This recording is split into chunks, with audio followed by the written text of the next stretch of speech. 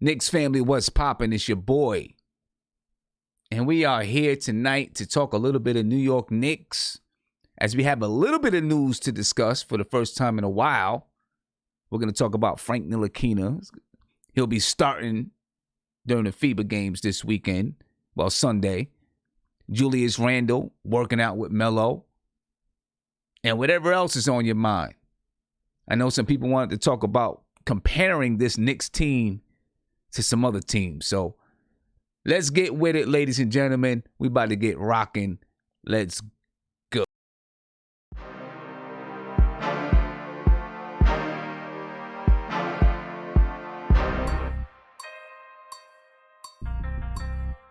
That's the G.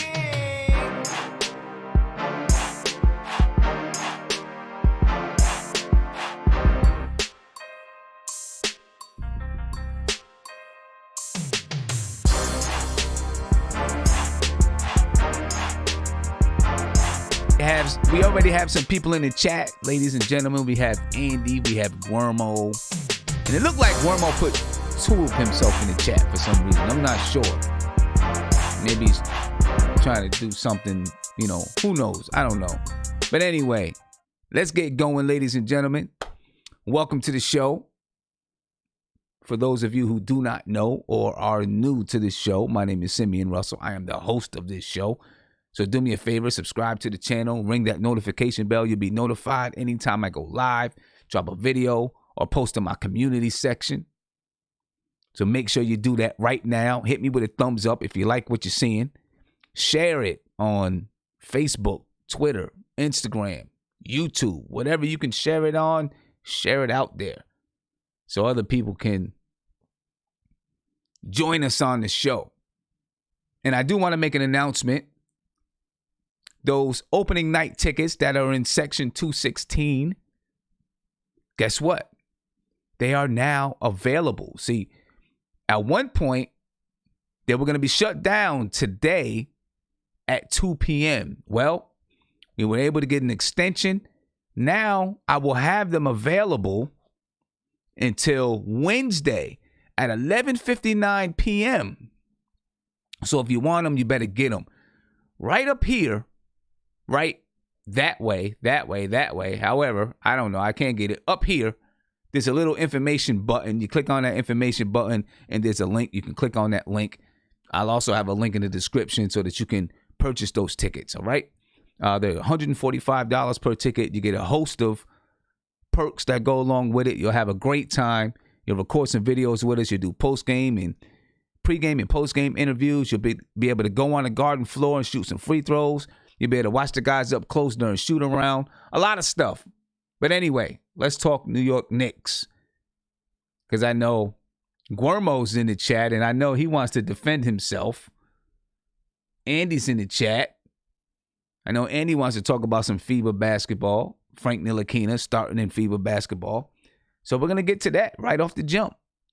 And then after we get to that, we'll talk a little bit of Julius Randle. We'll talk about Julius Randle, Carmelo Anthony, Dennis Smith Jr., all those guys, you know what I mean? And maybe we'll look at some team comparisons. What teams historically or currently, just what teams does this New York Knicks team remind you of any teams that are out there? I know Tony Crow has some ideas, and I'm expecting Tony Crow to probably call in a little bit later. So we'll talk about it a little bit. Let me get these guys to say what's up to you. I hope you're having a good Friday night. You know what I'm saying? It's probably a better Friday night if you're spending it with us. You know what I mean? Anyway, let's get to these guys right here. I don't know. Guermo's laughing. What's up, Guermo? I see you laughing. What's good? You saw you start, man. And I get no protection from Sin, man. I get attacked. Now, I used to be a Frank apologist. Now I'm a Frank hater. Like, you know what I mean? Like, why is it that Knicks fans, we can't have nuanced opinions on a player? No. You know what I mean? And not you. Even though you're talking about, stream. I'm ready to argue. Hold on. I was actually protecting you the last stream. I'm talking about now because you said, Grimo wants to argue. I don't want to argue with nobody, but it's like you can't, and I'm not saying you, but it's like you cannot have a nuanced opinion on an underachieving but talented kid. Like, you know what I mean? Like, it's crazy. I was a frank apologist. Now I'm too harsh on a kid just because I want him to play summer league along with FIBA. So, but check it. but look, I was actually defending you in the last stream when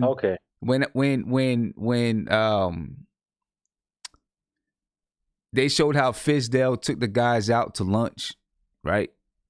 You know, they had a picture of Fizdale. He took R.J. Barrett, Kevin Knox, Julius Randle. He took all those guys out to lunch. And I was saying this is what Guillermo was talking about, how Frank is not there for these bonding type of moments. I was actually defending you.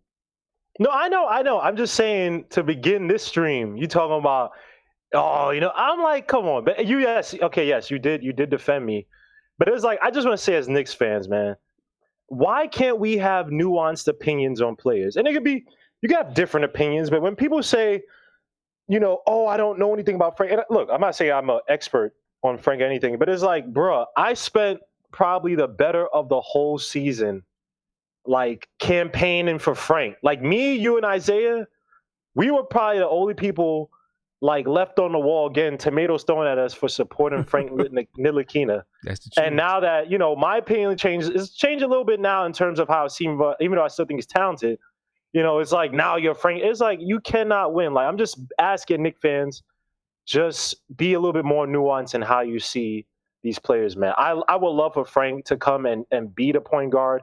I would love to have this magical run or whatever and become this but if it doesn't happen, we have to think about the reality of things. It most likely won't happen. So I'm just saying, as a Knicks fan, because I support the team over the players, individual players, I want to see us do well. And if that doesn't have Frank in the equation, so be it. You know what I mean? But okay.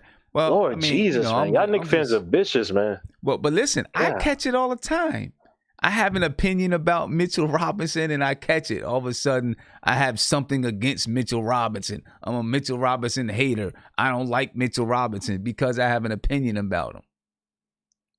It is what it is, man. You gotta step into this chat with Teflon on your chest. Hold on. First of all, don't put me in the Mitchell Robinson conversation, because you want to put Mitchell Robinson in boot camp and then make him re-show you again why you should start. I'm only joking. I want every player every year has to prove to me that every player every year. I mean, you have some players who, you kind of know that what they're going to be. But when they come into training camp, they still have to prove it. It just is what it is. Look, when I was in the 8th grade, 7th grade, 7th or 8th grade, one of them grades, I was cut from a basketball team, right? I was cut, and it hurt me to death. Mm-hmm. It hurt me. So I went to the varsity coach, and I said, can I be the manager? Right? And he said, yeah. So every day I went to practice with the varsity team. I went and I got the towels. I was the towel boy. I was the water boy too. I was on the practice squad too. Right? I did everything. You know what I'm saying? I rode the bus to all the games. But in practice, when they had players that couldn't practice because of grades or they just weren't in school or whatever it was, I had to step in and practice. You know what I'm saying? And the coach gave me drills to work on when there was nothing for me to do in practice, so I could work on my game. And I would work those drills. The next year I came back, I was nice. I wasn't super nice, but I was better than everybody. Right? I came back the next year. I mean, let's put it like this. When I came back the next year, it was to the point where I twisted my ankle real bad. The coach wanted to make sure that I was going to play, so he came to my house. And this was unheard of back, at this time in the place where I lived at. You know what I mean? He came to my house to make sure my ankle was okay. We're going to need you on the team, da-da-da. But ever since then, no matter what team I played for, whether I was the best player, the 5th best player, the 9th best player, I was always afraid that I was going to lose my spot because I was cut that one time. I was always afraid of it. And when tryouts would begin, and I'd be nervous, and people, what are you nervous about? Well, you know, your spot's secure. I'm like, I don't know. You never know what can happen. Sim, what you're saying? But I'm just saying that puts the belief to me. That puts into me the belief that you have to earn it. You have to earn it, and nothing's going to be given to you. You have to earn it. That's why I have that belief. What you just said about Mitch. Okay, I agree with that story 1,000%. That same fervor you had to make sure you're on the team, and then that, you know, I guess healthy cynicism as to your spot on the team, even when you made it. That's what I want Frank to have. That's just I never said he's not in summer league doesn't mean he doesn't have it. But Sim, I'm just saying. I'm not saying FIBA's not important. But it's not like FIBA and Summer League were overlapping. If I'm wrong, please, you know, correct me. I don't think the timelines are overlapping. No, that's all I want Mitchell to Frank to do is show that same fervor, because they were not overlapping. But so then he could have played Summer League with FIBA. But we don't know the logistics behind it. Oh, that's Sim, the whole thing. I mean, I see what Sim does. Sim is sloppy with his analogies. So he gave this analogy on Mitch, which I agree with. But that same analogy could be applied to Frank. Frank has to be as hungry like Mitch. He got to be hungry, because think about this. How many point guards do we have in this team? I'm not even discounting that Mitch is hungry. I'm not saying that Mitch is not hungry. I know what you're saying. I'm saying that the coach. I'm saying as far as the coaches are concerned, everyone should have to earn it. And I'm just saying to you where I get my mindset from, that everybody has to earn it. I'm not saying that Mitch doesn't feel like he has to earn it. I believe that Mitch feels like he has to earn it. I mean, he went a whole year without playing ball and was still remained in shape. That shows you that he feels like he knows he has to earn it. He has to go get it. And he has that drive and work ethic. I'm not saying anything about Mitch. I'm just saying where my mindset comes from and why I feel like David Fizdale should not tell Bobby Portis, yeah, you're going to come in and be behind Mitchell Robinson. I don't feel like he should tell him that, even if that's in his mind, right? In the back of your mind, you should still come in like, you know what? If everything goes right, Mitch is my starter, but he still has to earn it. The fact that you just come out and say, yeah, you're gonna back up Mitchell Robinson, I just don't think that's right.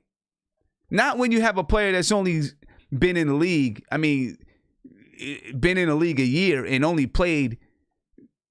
really started half the season, less than half the season, and in those starts averaged 7 points and 6 rebounds. I don't think you just give it to that guy. That's all I'm saying. He might come next season to average 12 points and 10 rebounds a game and 4 blocks. I hope he does. You know what I mean? But I'm just saying at that point, I just don't feel like you do it at that point. That's all. Because then that sends Mitchell Robinson gets that message. He hears that. You know what I'm saying? I feel like you should be motivating these kids at every single moment to go out and get it. Because you don't know what the adverse reaction is going to be. Okay, so Sim, how do you motivate a kid like Frank? If say Fizdale truly likes Frank, but is like, damn man, you're not at the level I want you to be, how would you motivate Frank to try to win that point guard spot? Because right now he's in third. He's probably the third, possibly fourth option. Because you have DSJ, your boy Peyton. You still got Kadeem Allen. You could put RJ at the point guard position. So Frank is at the bottom. How do we motivate? Not we, but how would the Knicks? You talk about what's up with Mitch, which I agree with. In terms of your mindset, how do you instill that into Frank Ntilikina? Well, I mean, the first thing I'm gonna say is I don't know. Do I have to instill it in him? I mean, well, how do you? Okay, like but you just put a scenario where you're trying to get the best out of Mitch, right? You create that idea where your starting position is not secure. How do you do the same thing with Frank Ntilikina, who didn't perform like Mitch last year? But I feel like he already knows that his position is not secure. I mean, see, I'm just saying it because of what allegedly, according to Bobby Portis, what he was told when he did his interviews, right? I don't know if it's true or not. So I'm just saying it because of that. I can't sit here and say that Frank Ntilikina doesn't have that drive. You know what I'm saying? Because he probably does have that drive. Maybe he just doesn't have the same skill. We don't know. You know what I'm saying? If he doesn't have this skill and doesn't have the ability, there's not going to be anything you can do. He can work 15 hours a day on every single skill in the book. Watch. And then the other 9 hours, he's not even sleeping. The other 9 hours, he's watching film. Let's give him 4 hours of rest. The other 4 hours, he's watching film. Let's just say. You know what I'm saying? I'm just making stuff up right now because I know you got to get your rest. But let's just say he did that. But he just doesn't have the ability. There's going to be nothing you can do. And everyone on the outside will look and say he doesn't want it. I can't sit here and say he doesn't want it because I don't know what his practice regimen is like. And I don't know if he's at home. I'm just asking, how do you motivate? I'm not even saying that he doesn't want it, but you're talking about a kid from France. His mindset's a little different, and you're trying to get the best out of him. Unless it's already thought that this kid's going to be traded before the trade deadline, whatever. Barring that, right? The same things we say about with Mitch. Now, I think it's a difference between American and foreign, right? With Mitch, you could probably do certain motivations to push him as a Black American kid, and Fizzle growing probably up in the same situation as Mitch or something similar, versus Frank, who's more of an international, from the international setting. His motivations might be different. And I'm saying if we have a talented kid, we have a talented piece of coal, and we're trying to get a diamond out the rough. How do we motivate? I'm not even trying to issue on Frank or the FIBA thing, anything. I just feel like we have a kid who we're gonna keep seeing until he's traded or he moves on. We have a kid where it's untapped potential. And the worst thing, like I said, is for this kid to go to the Spurs, go to the Toronto, and he has another coach who's able to get the best out of him with a tweak here or tweak there in the game plan or in his shooting style, whatever. So how do the Knicks, how do we get the best out of Frank Ntilikina going to the season? I'm not even trying to issue a Frank or. How do you get the best out of Frank? I think that's going to be try to get more than what we've seen versus, what he's shown in previous season, blah, blah. How do we get more out of Frank? That's all I want. Like when I brought up the summer league stuff, it was me trying to get this kid more acclimated to what Fizzle was trying to do this season. I felt last season was just kind of a, whatever, because we were tanking. Now you have more of what Fizzle's trying to do. And he didn't play in the summer league. So how do the Knicks get this kid who's on FIBA? Is it you get the assistant coaches to talk to him, call him up, show him film? What is it that you as a coach, what would you do as a coach? What I would do as a coach? I'm gonna do the same thing that I do with every single player. First, I'm gonna talk about what it is that I want from him, what I want to see from him, and I'm not gonna base it on. And I think fans do this. I'm not sure if the coaches do it, right? We can't say if the coaches do it. But I'm not going to base Frank Ntilikina's progress on Dennis Smith Jr.'s progress, right? Or any other point guard's progress. Because they're different players and they're going to play a different style of game. We see that and we know that. So I'm going to look at Frank Ntilikina and I'm going to talk to him and say, this is where I think you fit best with our team. And here's the areas where we think you need to develop, right? And then not only that, then you give him the tools to develop in those areas, whether that be in I think every NBA team in the league does it, right? They have the gym that's open probably 24/7. They have nutritionists. They have doctors. They have trainers. They give you the tools, right? And then, and of course, some NBA players go out and they get their own trainers and they work in their own areas because that's something that they want to do. But so I give them, say, here's the areas where I see that you need to develop in order to fit into this team. Not only to fit into this team, but where we see that you're going to make a living in the NBA, right? Because if you got to have some goodwill. You got to some goodwill. You got some background team, noise. Right? You can't. Knew what's going on. TV set or something like that. Oh, sorry, Andy. You gotta have some goodwill as the coach and the developmental staff, right? If you develop the player only for your team, I think you're doing that player a disservice.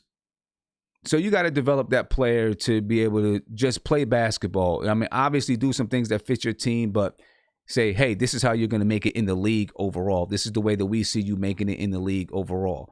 Give that player a developmental plan, a plan that you work on together and you're both in agreement, and then you give them the tools to do the work, right? Okay. Then, of course, they got to go out there and do the work. When they come back in, you give that player a fair shake. You say, listen, you got just as much right to this starting position if that's what it is. You know, if that's what it is that we're basing everything on. You have just as much right to this starting position as Dennis Smith Jr. or Elfrid Payton. Or you have just as much right to these 30 minutes as Dennis Smith Jr. and Elfrid Payton. But you got to go get it. Right? You got to go get it. I love you. I like you. You're one of my favorite kids, one of my favorite players, but you got to go get it. You got to earn it. And if you don't earn it, you know, I'm not just going to put you out there just because. You got to show us that you got to show us that you want these minutes. How do you show us that you want these minutes? Well, show us that you developed in some of these areas that we talked about. And then obviously when we get into training camp, you know, you're putting it out there on the floor. Every single play, every single minute, every single second that you're out there on the floor, you're putting it out there. You know what I mean? And then you're producing. I mean, you know, a player can work as hard as they want to. They can win every single wind sprint. They can be first every single time. You know what I mean? It doesn't always mean that they deserve to be on the floor. You know what I mean? So that's what I would do. That's what I would do. And then another thing, motivation has to come internally, though. You can't motivate someone who doesn't want to be motivated. You can't motivate someone who doesn't care. And I'm not saying Frank Ntilikina doesn't care. That's not what I'm saying. I'm just speaking in general right now. You know, if a player is not motivated, if they don't have that drive in them, I mean, you can motivate someone to do, you can inspire somebody to do something. But if a player isn't internally motivated and have that drive, I don't believe that you can instill it. You know what I'm saying? That's what I think. That's what I don't know if you can instill. But Sim, please. I'm sorry, Sim. Please go to other guys. I don't want to stay on Frank too much, but go to other people. Well, we're gonna talk about Frank other people to introduce. So I apologize for that, guys. But please go to other guys. I don't want to get killed for overtaking the show on Frank, the Frank talk. Well, we're still going to be talking about Frank, though, because, you know, Frank is going to be starting in FIBA. He's won his starting position, at least for game one. You know what I mean? So we're going to talk about that a little bit. I'm going to come to my guy, Andy, because me and Andy were having a discussion before we got on. You know what I'm saying? And, you know, we had a few interesting things that we were talking about. You know what I mean? So, Andy, what's up, man? Hey, what's up, guys? Shout out to the chat. Happy that some guys joined in, so we won't have a show with Guillermo and me only. Yeah. So, all right, we're talking about Frank, man. Talk to me about Frank Ntilikina is starting in the FIBA games. Help me out, Savvy, man. This is crazy, man. So tell me. Oh, with who's this French Knicks? French Knicks podcast. You don't know who French Knicks podcast is, Guillermo? French Knicks podcast. He does, you know, he's primarily on Twitter, and you know, he's French. He's a Knicks fan, but he does a lot of coverage of Frank Ntilikina. So, but anyway, go ahead, Andy. Yeah, like I said before the show started, I am surprised that Frank is going to be the starting point guard. I really, hope Frank is going to be the best player and stuff, but I didn't think he's going to be the starter. I knew he had a competition there, and on the French national team at the point guard spot, he won it. I'm happy about it. I'm just curious and waiting to see how it's going to be rolling for him from now on. So why didn't you think that he would be the starter? And why do you Well, think he is the starter? the French national team is stacked at the point guard. For one, he didn't play the elimination games, even one, because he was injured. Some of the other NBA players also only played like 2 or 4 games, but they have point guards that played 26 games. LBC played 26 games. He played all the games, even the friendly ones and the competition ones that got him into a FIBA tournament. So he played all in all those games. Also, they have like the Colo. The Colo is one of the top point guards in European basketball here. So I was shocked. Actually, we're gonna play probably outside each other now because Fournier is gonna be sitting on the bench, from what I know. So we can say that he beat out that Fournier for the starting spot. Yeah. And Fournier is a developed player in even in the NBA, so that is good. That's a good thing for Frank. Yeah, and maybe I know you were saying earlier that with Fournier, there's maybe some concern that he's not quite fitting into the system. He's not playing system basketball. Maybe. Maybe Frank just kind of fits into what they want to do a little bit better. Whether or not he's a better player than Probably Fournier, so. maybe he fits in. Probably so, Sim. And also that Frank is known by the coach because he was the coach in his team club in France, in Strasbourg, and he's the coach now. I think the 10th year for the national French team. Right. So I think he knows what he's gonna get from Frank. And just think about it. Frank is like 19, 20 years old, and he's starting now at the FIBA. So he has like 20 years of being, maybe not 20, like 15 years of being a starter on a really good national team on the world stage. So he's gonna develop, believe me. Yeah. Listen. I mean, him playing in FIBA and being a starter, that's definitely gonna help him out. And yes, his coach, there's a level of comfort there, right, between the coach and Frank Ntilikina. One thing as a coach, I can tell you, I have players come off my bench who are better than starters. I do that all the time, right? Sometimes I do it because if you have a weak bench, you want to have someone come off your bench that's strong. You want to be able to come off your bench with a little bit of power if you have a weak bench. And those first 5 to 7 minutes of a game, sometimes it's a filling out process. So you can get away with having someone who's not as good, maybe not as good offensively, or sometimes even not as good defensively. I don't like to do it on the defensive side because you like to set the tone defensively. But sometimes, you can start somebody who's not as good because those first few minutes of the game, 5, 6, 7 minutes of the game is kind of a filling out process. The guy's blood, their blood isn't pumping, and then you can come off the bench with somebody who's a little bit more potent. Maybe that's the case. I don't know. Or maybe, like we said, he just fits in to their system and what they want to do a little bit better. And what I can add is that as a coach, you got to do what's best for the team. You can't get, all 5 good players. Imagine you have 5 great offensive players. They only have 1 ball. So you got to manage that. And that's why I think really Frank fits with all the guys because he doesn't need the ball to score. You don't expect him to score, 20 points a game.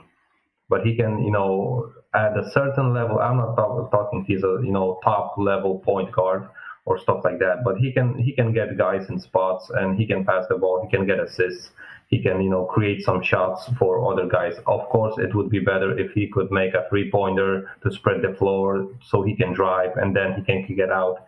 But, that's all philosophy and system of basketball. It depends what Fizz has in mind. And, of course, if a guy is more versatile and he has more skill set, it's easier to, put him in a team in lineups. But, you can have everything from a 19-year-old kid. Yeah. Now, you said something a little bit earlier that caught my interest a little bit. You said you noticed, the Knicks promoting guys for working out, right? They show a guy's workout clip or, on their Twitter or Instagram or whatever it is, just working out. Yeah. Frank Ntilikina is named the starter, and they say nothing about him. Yeah, that's the only two signs like we talk about it. One, the worst one, that he's going to be traded. They don't want any material of him, to cut him from the webpage and stuff like that, the media promotions. Other thing is that like you mentioned, that they just don't want guys from the Knicks roster on the FIBA games. They want them around the team, like Guillermo. Yeah, I mean, and listen, it could very well be. And to go into what Guillermo's saying, there were rumblings last season about Frank Ntilikina maybe not being happy. He changed agents.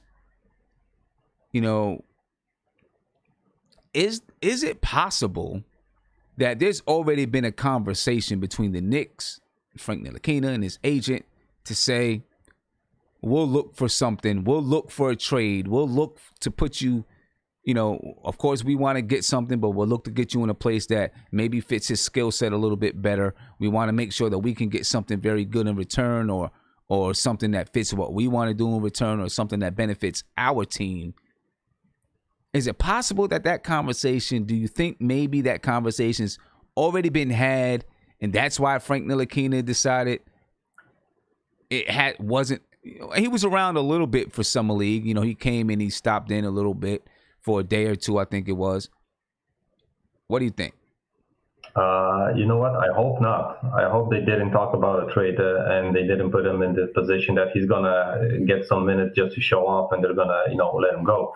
But definitely, the politics of NBA. The guys are now signing for zero guaranteed money so they can have minutes. We saw it best last season. We got Emmanuel Moody in the last year of his contract. We played him heavy minutes, and he didn't even get extended. But he's in the NBA. He got a shot. He made everything he could about it, and now he's still on the NBA roster. Before that season, I don't think he would. Let's say he got injured in the preseason, and he didn't play a minute that year. You think he still got an NBA contract this year? I don't think so. So, I hope he didn't have the conversation and he's not going to be, traded, but it's definitely possible. Yeah. Yeah, that's something. The one thing I'll say is this. The NBA, maybe, this isn't just the NBA. And we're going to talk about this a little bit later. But I just want to bring it up now as we're talking about Frank Ntilikina, and we're talking about some other players that the Knicks had last year and gave them heavy minutes, and now they're not even on the squad. The NBA is really a good old boys club. It is.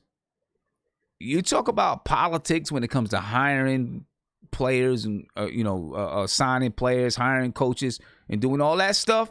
It is definitely a good old boys club. And if you don't play nice, sometimes you can be left out.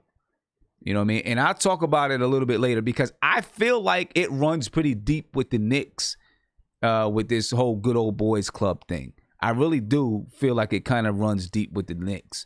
But let me get around to some other guys that's in the chat. I'll come back to you, Andy. All right? Cool. And I'm going to ask everyone to please put your name up in the guest spot. All right? So that we know who we're talking to.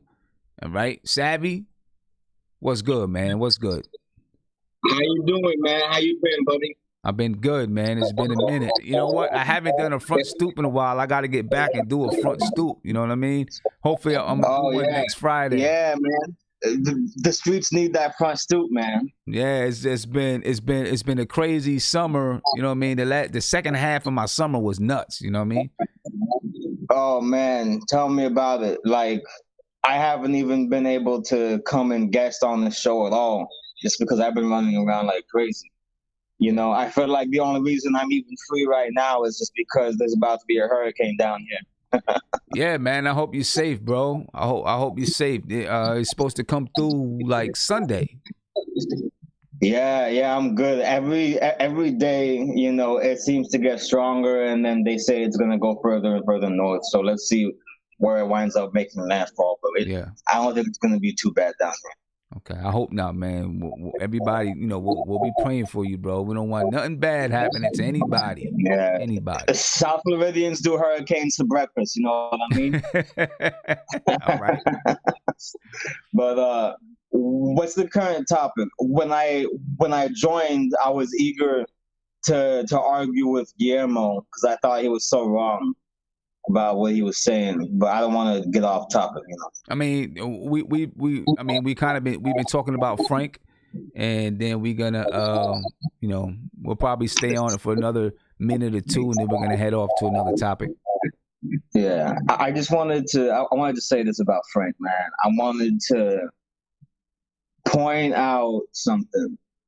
Some people, when they have like personal issues and things with their performance, with their game, sometimes they need to remove themselves from an element where they feel like they're constantly comparing themselves against other people. You know what I mean? So if he feels like he needs to get into a zone to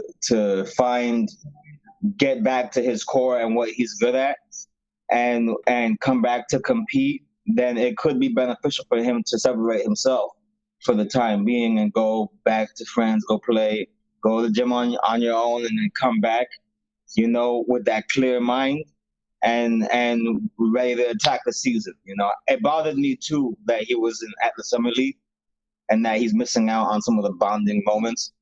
But I'm having faith that this guy is over there doing some solid work on himself and his game that he's going to need to get back in. And I don't think it takes a coach to motivate an NBA player to have to want to compete for a spot. If he needs to be motivated, he shouldn't be on a team. I agree with you 100%. If a player needs to be motivated, you need to get rid of him.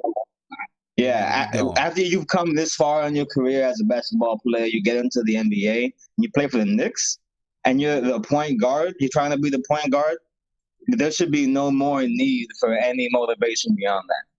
And if he needs it, I want him to go get that somewhere else, not on the New York Knicks squad, because we need rough riders over here. You know, it's not for the faint of heart over here. All right, let me ask you this, man. We're gonna move on from Frank Ntilikina so we don't, keep beating a dead horse. For those of you who don't know, you probably do know Frank Ntilikina. He will be starting for France in the FIBA World Cup games. All right. So so whatever it is, however you feel about Frank Ntilikina, at least give him that. You know what I mean? At least give him that. He's gonna be starting for France. At least give him that. All right. Yeah. Let's go on from there. Julius Randle. I don't know if you've seen the video earlier. I did a video earlier. Julius Randle was playing one-on-one with Carmelo Anthony, right? They were, just a little. It wasn't even actually one-on-one. It was they were doing some drills and working on some moves, and then they would play defense against each other and stuff like that. Right. Carmelo Anthony, if you probably know, Carmelo Anthony worked out with the Knicks yesterday. Carmelo Anthony and Hasheem Thabeet worked out with the Knicks in some informal scrimmages. I don't think there's anything to it. It's just he was working out with the team. Lance Thomas, I believe, worked out with the guys today. But how do you feel about Julius Randle doing some work with Carmelo Anthony?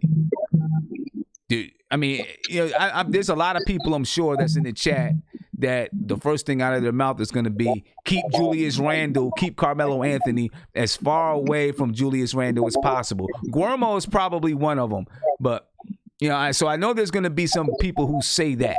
How do you feel about Julius Randle working with Carmelo Anthony, one of the most lethal scorers to ever bless the NBA? I'm not reading too much into it because I know that there's some noise about there might be interest on the Nets' part to sign Melo. Maybe that's why he's in New York. I don't know if he's been in New York all along or whatever. But I like it. You know, I love it. This guy was our last star small forward. You know, and I think that as the new star small forward, you know, I like that look. I like seeing him work on drills. You know, it looks like he's working on a lot of the same Carmelo moves that made Carmelo so lethal from the mid range at times. So I'm like, if we can get some of those fadeaway twos, you know, in a pinch, let's get it. I like it. Okay. Now, I mean, the thing about Melo's always in New York, right? He basically, New York is basically his home. He basically lives in New York. Yeah. I saw that he had left on like a trip, and he did like some moving around, but you know. Yeah, I mean, he does stay around there. I have no problems with it at all. You know what I mean? I think it's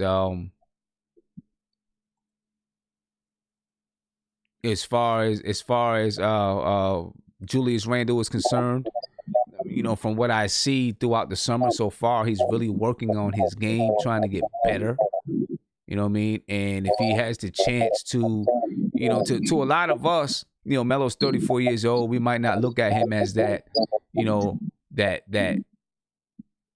how do you want to call it? That vet that can teach you something, you know what I mean, offensively. But he is now. Yeah. You know what I'm saying? He's that guy now. You know what I mean? Exactly. And, yeah, he's that guy now. And someone like Julius Randle, he's young. What? Julius Randle, 24 years old. Melo's 10 years older than him. You know what I mean? And one of the most lethal scorers to ever bless the NBA. Yeah, you can help him out. Listen, definitely help him out. Listen, all right. If we're gonna be real, listen. Carmelo is a guy who I feel like the stories that were told about this guy are so powerful and so false that they've effectively smeared this man's like people will talk about this guy like he can't even play the game. And it bothers me because I'm like, I've seen what he put on the line for us. And I feel like I appreciate anybody in the NBA, whatever team you're on, that does anything to sort of get that nonsense out of here and be like, no, this guy can ball, you know, give him more looks, keep him around, you know, like don't let this guy get thrown away by this narrative. Oh, he can't be a 10 to 15 guy. Like, you know, like, first of all, there's the concept of him needing to be a 10 to 15 guy to be effective and contribute. But then the fact that he wouldn't be able to do that because he was so big before, and now that, you know, he's not currently on a team for whatever reason, it would be a bad move to bring him back. I'm not buying any of that. All right, they just don't want the guy around for whatever reason. They've been dragging his name, and I'm happy to see him anywhere. Yeah. You know, I wonder, you know, talking about Julius Randle though, you know, being with Melo, I wonder how much Julius Randle tried to pick Carmelo Anthony's brain just about what it is to be the man in New York. You know what I mean? And then what kind of advice Melo would have given Julius Randle, because Julius Randle, he is going to be the leading scorer. He's going to be considered the guy. You know what I mean? You know, does he have those leadership qualities and traits off the floor? We'll find out. You know, but he's definitely going to be considered the guy. Melo knows better as well as anybody what it's like to be the guy in New York and how much scrutiny you can take. Now, Julius Randle will not get as much as Carmelo Anthony because he's not paid like Melo. Right. Yeah. And let me ask you something. Yeah. What would you say that you expect from your perfect small forward right now, like in the current game? Perfect small forward. And like, what would be a good balanced stat line that you'd be like, all right, this guy did work tonight as a small forward? Are you talking all-star level or just regular NBA player? And let's keep it on Randle. Like, Okay. what would you say? Okay, Julius Randle is firing on all pistons. Like how many assists do you want a night? How many? What mentality do you want from a small forward in that position? Because I feel like when you have a star player that is also playing your small forward, that demands to be a very aggressive and a very aggressive and not ball dominant player, but he's gonna try to score first and then dish. Yeah. And then facilitate. Okay. The one thing I think that Randle is really gonna play the 4. I mean, I'm sure he can play some 3, and he can probably, because he can handle the ball, he can be out on the perimeter. He can play some 3, but I think he's gonna play more 4. He's what, 6'9", 6'10". You know what I mean? So I think and he's a beast down in the post.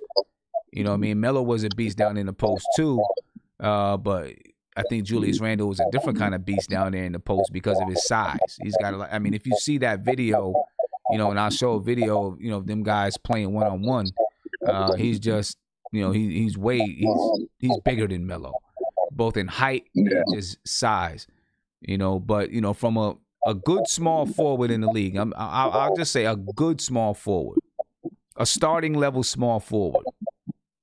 The first thing I want from them to do is be a defender, right? Because the small forward position is like the premier position in the NBA. You know what I mean? So you got to be able to defend small forwards. Your small forward to me is like your Swiss Army knife. They can do a little bit of everything. They can score the basketball. They can defend. They can rebound the basketball. They can pass the basketball. That's why you see a lot of, the LeBrons and those guys, get triple doubles and stuff, because they're Swiss Army knife. They're asked to do everything. Versatile. You know what I mean? Yeah, very versatile. That's what I want from my prototypical small forward. I want someone who's long, so 6'8", 6'9". If they can be 6'10" and still be a small forward and defend small forwards in the NBA, then I'm even better with that. So I like them to be lanky, thin, not too big. That was the one thing about Melo. Melo was thin, but in the NBA he looked a little bit bigger, and he at the small forward spot he was slow. You know what I mean? Yeah. I like my small forwards to be kind of quick, to be able to attack off the dribble, but they can pull up as well. Shoot it from the mid-range, and be able to, from that small forward spot, be able to facilitate a little bit. So like I said, a Swiss Army knife. So if I can get a small forward, a starting small forward that's able to give me 15 points, 6 rebounds, and 4 or 5 assists, I'm happy. And defend that small forward spot, because that's important. That's really important, because there's so many great small forwards in the league.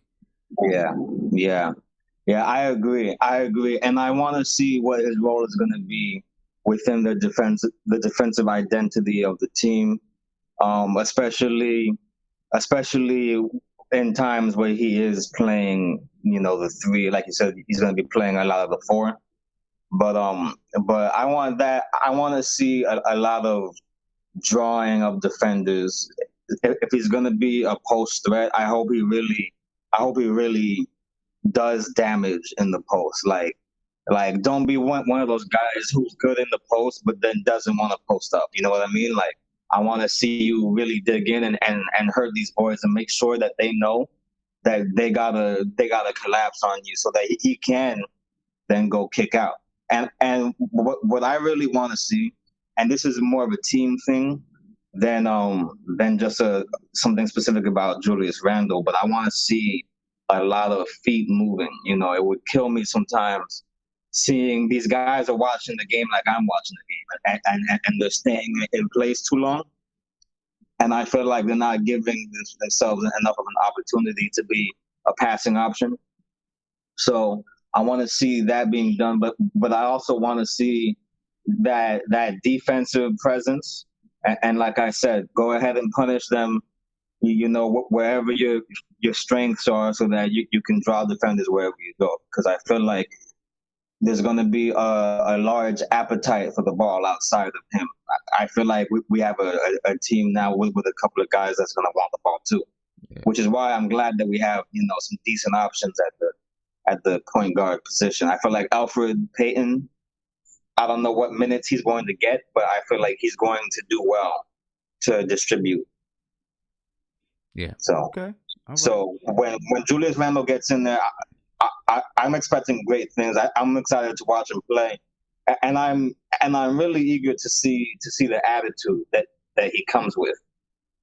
Coming out, I feel like there was a little talking here and there during the free agency, and I want him to come in and be like, listen, I'm in New York now. I'm getting the attention. I want some attitude, and I want him to just go out there and punish. Yeah. And listen, I think the one thing that he did say when asked, what should the Knicks expect, the Knicks fans expect, and he said the one thing that he can promise is that he's going to come out there and play hard every single night. You know what I mean? And I think that's all that you can ask. Now I did want to say, there's some people in the chat, they're like, oh, Randle isn't a small forward at all, don't discount the fact that he could play in situational basketball. He could do some small forward because he can handle the ball on the perimeter. You know what I mean? The issue would be, can he defend opposing small forwards? That's going to depend on who the opposing small forward is at that particular time. In situational basketball, if you were really going big, if you, for whatever reason, you went big, I believe he could play some small forward. You know what I mean? In situational basketball. Also with Kevin Knox. And we can play big ball. Yeah. With Kevin Knox, someone said, when you were asking about what would be my vision for a small forward, with Kevin Knox, I actually think Kevin Knox's future, he's small forward now, but I think his future is going to be at the 4. You know what I mean? Kevin Knox is what, 6'9", 6'10", kind of the same height as Julius Randle. And I know like Kevin Durant, he's like 6'10", 6'9", 6'10", 6'11", whatever he is. But you got to look at the body size of Kevin Durant. Really thin, long and lanky. Kevin Knox is not going to be, if you look at his body, when he fills out, he's going to be bigger. You know what I mean? I don't think he's going to remain thin. I think in the future, he's going to be more of a stretch 4. That's my opinion on Kevin Knox. I think he's going to end up being a stretch 4, not really a 3. Yeah. And we're going to have a lot of guys playing outside of position, you know what I mean? I like that too about the squad that we have. We're going to have guys moving around. Yeah. And I want to see how the dust settles, who's getting what and who's really eating, you know what I mean? Yeah. Yeah. I'm glad he had Carmelo there to take references from. I want him to know the main criticisms that was coming Carmelo's way during that time. Yeah. That, and that'd be really, that's gonna be really good for him. Let me get to Ernesto. Somebody tell Puff Daddy to put his name in the chat box. You know what I'm saying? And don't put P Diddy. You know what I mean? Put your name. Not P. Diddy, because it's not really P. Diddy. All right? Ernesto, what's going on, brother? How you feeling? What's poppin', Sam? What's going on, man? I'm good, man. I'm good. You have any concerns about Julius Randle getting some points from Carmelo Anthony, as you seen in that little clip? I played the little clip. You know what? I saw that clip on the Twitter feed, and when I first saw it, I thought it was Brandon Ingram going up against Julius Randle. And I'm like, wait a second, this is Carmelo. Yeah. I'm like, he looks like 20 pounds lighter. He looks like 7 years younger. Yeah, he looks small, I mean, man. I really was surprised the way Melo was looking. He was looking really good, man. Yeah. A lot of bounce on his he had a lot of bounce on his step, on his game. Right. He looked light off his feet. The one thing I'll say about Melo and I is, was joking around with Guillermo, and I told him that whoever gets Melo for the vets minimum is going to get a bargain, man. oh yeah, And I'm not even a Melo fan, but because of the way he is, he's always Melo's always been about himself, man. He's always been a hog. He's always been greedy. That's just who he is. He's trying to change now, but hey, whoever picks him up is gonna get I think they're gonna get a really good deal, man. yeah, and he's in shape. He's in shape, as you can see in that clip, and he from what they said when they were scrimmaging, he was one of the best players out there on the floor. How do you feel about Julius Randle taking? Carmelo Anthony has obviously helped him out with some moves, giving him some footwork pointers and stuff like that. You get him, helping him to knock down that fadeaway jump shot or pull up jump shot. Do you think, or how do you feel about Julius Randle maybe taking some pointers from Carmelo Anthony? Carmelo can help him out on the offensive side, obviously. So he can give him some pointers on, But just about playing in New York and being in New York. I mean, it doesn't seem like Melo left. Obviously, at the end it was real shaky, but it seems like the relationship is a little bit better now. So, you would hope that he's not going to give him anything negative. He would just tell him how to deal with New York, Yeah, I'm pretty sure he's going to give him, good advice. But, I mean, as far as what I'm more concerned, how is David Fizdale going to utilize Julius Randle so he can be an efficient player?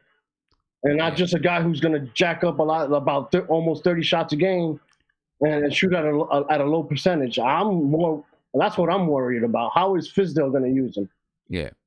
Nah, I get you there. I definitely get you there. I want to go into something I was reading today from a certain writer from the Daily News, but it was interesting.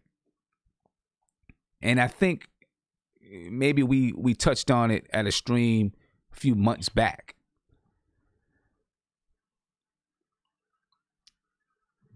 He kind of, what he was saying is that the Knicks, really need to let their strategy out. What is their strategy? What are they trying to do?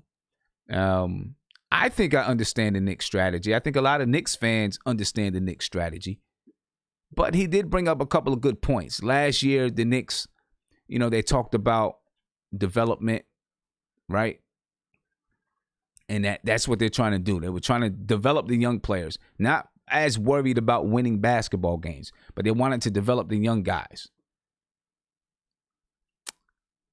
But then a lot of those guys aren't here. Emmanuel Mudiay, Noah Vonleh, who else? Who else is in here? Whoever else, Mario Hezonja. A lot of those guys aren't here. And, I get it. You start to develop guys, and then if they're not what you want them to be, you got to move on. So I do understand that. But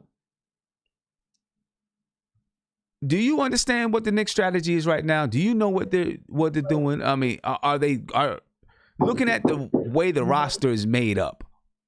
Do we know, are the Knicks trying to... Oh, yeah. I'm busy. Hold on a second. Yeah. My bad, Sam. Yep. Do we know, are the Knicks trying to make the playoffs or are they not?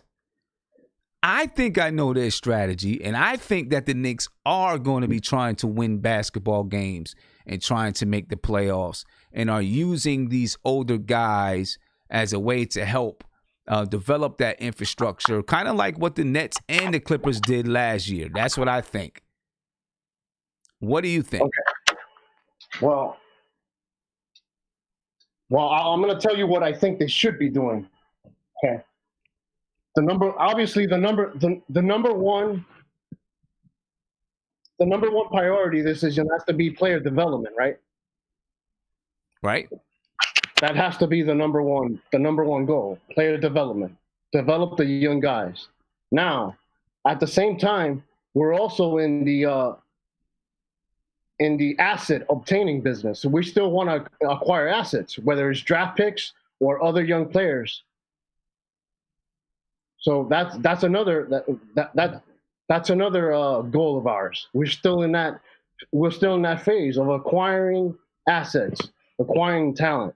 So with all these vets that we have on 1-year deals, this is why I would start the starting 5 with all the vets, because my plan is play the vets the first half of the season and then build their value and then trade them for assets, whether it's second round picks or, players that other teams have basically given up on that they don't have room for in their roster because they're either loaded at that position or basically that player doesn't fit whatever they're trying to do, but they still have a talented player and we can acquire them. So that's what we need to do. We need to start all the vets, build their values, and then trade them by the deadline. And the second half of the season, that's when we're going to go full blown mode, development mode. It doesn't mean we're not going to play the youngsters at the first half of the season. They're still going to get minutes. They're just going to get limited minutes the first half. That's the way I would go about it. They're going to get limited minutes the first half of the season. And once we trade at least 3 of these players, like Marquise Morris, Wayne Ellington, for example, and another. We have so many of them. I don't think Bullock is going to even be on the team, but we have to trade at least 3 or 4 of these guys to make room for the young guys to develop them in the second half, so we can give them more minutes. That's the way I would go about it. Now the thing is, let's say we start a starting 5 with vets. Let's say we start Payton, Ellington, Gibson, Portis, and some other guy. Let's say we start them all with the vets and give them about 20, 25 minutes a game. And let's say we're almost 500 at the playoff, at the trading deadline. We're a 500 team. Do you still make the moves? Do you still trade all these guys? For like, if you can get let's say a second round pick for, let's say a Marquise Morris and a Wayne Ellington, you get a mid second rounder, like anywhere from 35 to 45. Will you do that trade? No.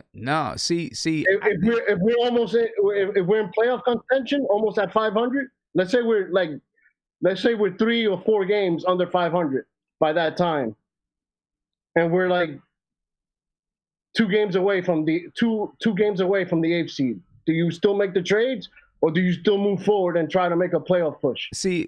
I think I kind of have a different idea about the strategy of the team. I think that the idea is to use these veterans, and I know they're on 1-year deals, but it doesn't mean that some of them may not become pieces to a much better team later on.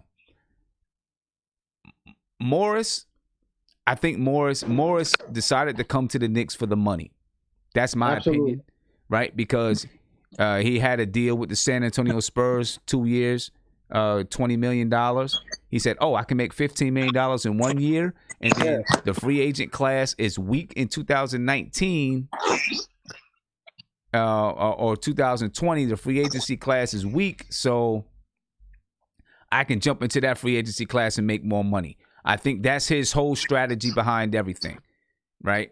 Absolutely. Everybody got overpaid. All these vets got overpaid. The only player the Knicks didn't overpay was Julius Randle. That's the only non-overpaid. Okay. Everybody else was overpaid. Yeah, but by either whether it was $2 million or up to $6 million, everybody got overpaid. Yeah, but I think the strategy. But they were all 1-year deals, so I'm okay with it. Yeah, I think the strategy though is a little bit more, and this is the reason why they gave them, the Knicks have an option for that next year, because I believe that they're looking to say, let's try to build that infrastructure and have a nice little hole here that we can bring a good player into. and not just trade off all the veterans. I think they're trying to create something.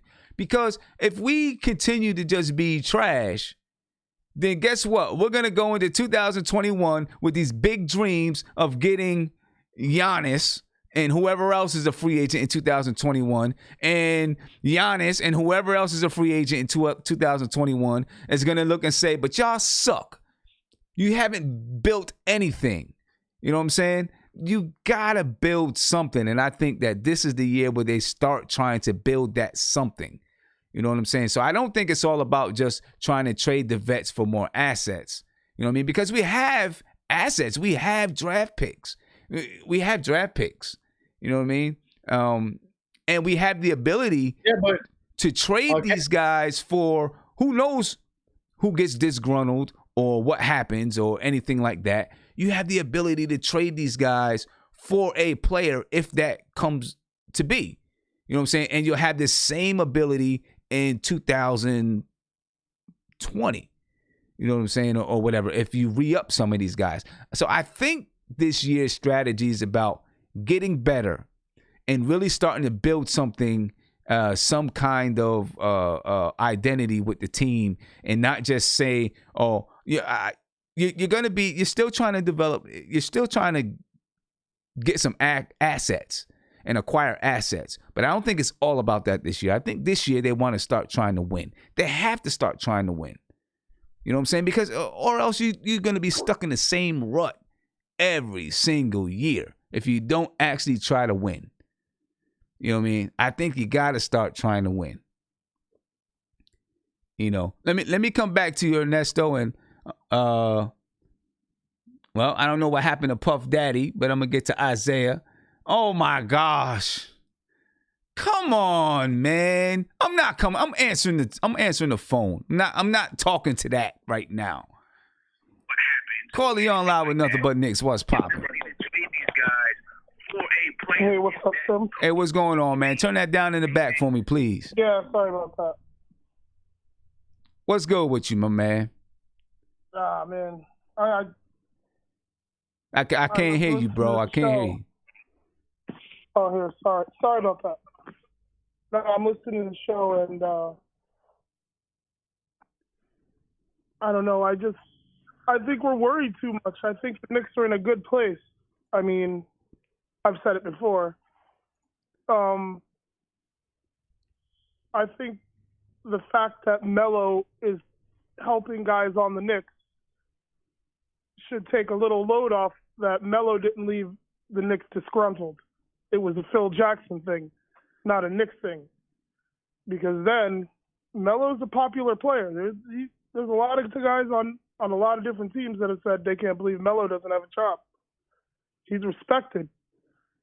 And I think going further, having a guy like Melo is going to help us lure in a potential free agent. I mean, he's got a couple of years left. I hope he signs on with a team. I think the Nets would be nice as a Kevin Durant fill-in. I mean. So, but I like the fact that Melo's with the team. I just think it's a good look. Okay. All right. What do you think, man? What is the strategy of this Knicks team right now? What do you understand it, or are you confused? I have my opinion of it. I mean, and I hope I'm right, and I hope that's the reason those guys came in there. I think last year was the clean house. You had all those guys that Phil signed, Lance Thomas, Ntilikina. They brought in Tim Hardaway hoping he could be a spark plug, but he ended up not fulfilling his potential. And I think last year they got a bunch of lottery picks and young bright futures, and it was an open competition. I don't think Trier would be here if Moutier played as well as Trier. I mean, I don't think if Mario came in here and was 15 points a game, what they thought he was when they drafted him. They could have moved Knox. I mean, I look at it like that, and I think this year we upgraded. Like, every guy we have now is better than the last guy we had in their position. Like, am I wrong or? For this year, no. I mean, you're saying our team this year we're better at every position. That's what you said? Yeah, I mean, the guys we got rid of, they all signed on NBA teams except for Lance Thomas and Hicks, I believe. So we didn't do them a disservice. But Marcus Morris is better than Mario. I mean, if you want to compare. Well, yeah.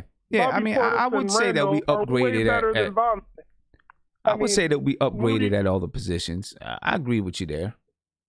Yeah, I mean, and we were tanking. I mean, that should always be the anchor of any conversation about the Knicks past with Fizdale and these guys. They were openly tanking. You know, so I think we're in a good place. I think our direction is, last year we tried with a bunch of young guns to see if we can catch lightning in a bottle. Now they put it down a solid team. And Fizdale doesn't have to make the playoffs. The Knicks win 35 games, we doubled up.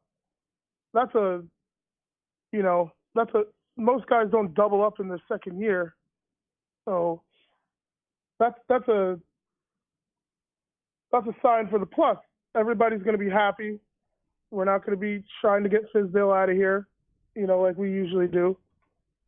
And then even if they don't have free agents, but, if Marcus Morris, he's trying to make money. This is the NBA. Marcus Morris goes out and gives you 16 and 9. I keep him. I sign him. I sign him to a 2-year. Well, I mean, we'll see. Marcus Morris is going to be able to make some money elsewhere. He's going to be able to make some money elsewhere. You know what I mean? Yeah, but the difference between playing for somebody and winning with the Knicks. The Knicks are on the right path. Well, he can't make more money with a winning Knicks team, a winning-ish Knicks team, than with any other team. Just name alone. Well, I'm gonna say this. I don't think he cares if what team he's on. Really, he left the San Antonio Spurs to come to the Knicks. He didn't do it because the culture was good. He didn't do it because he thought, we were on our way to doing something special.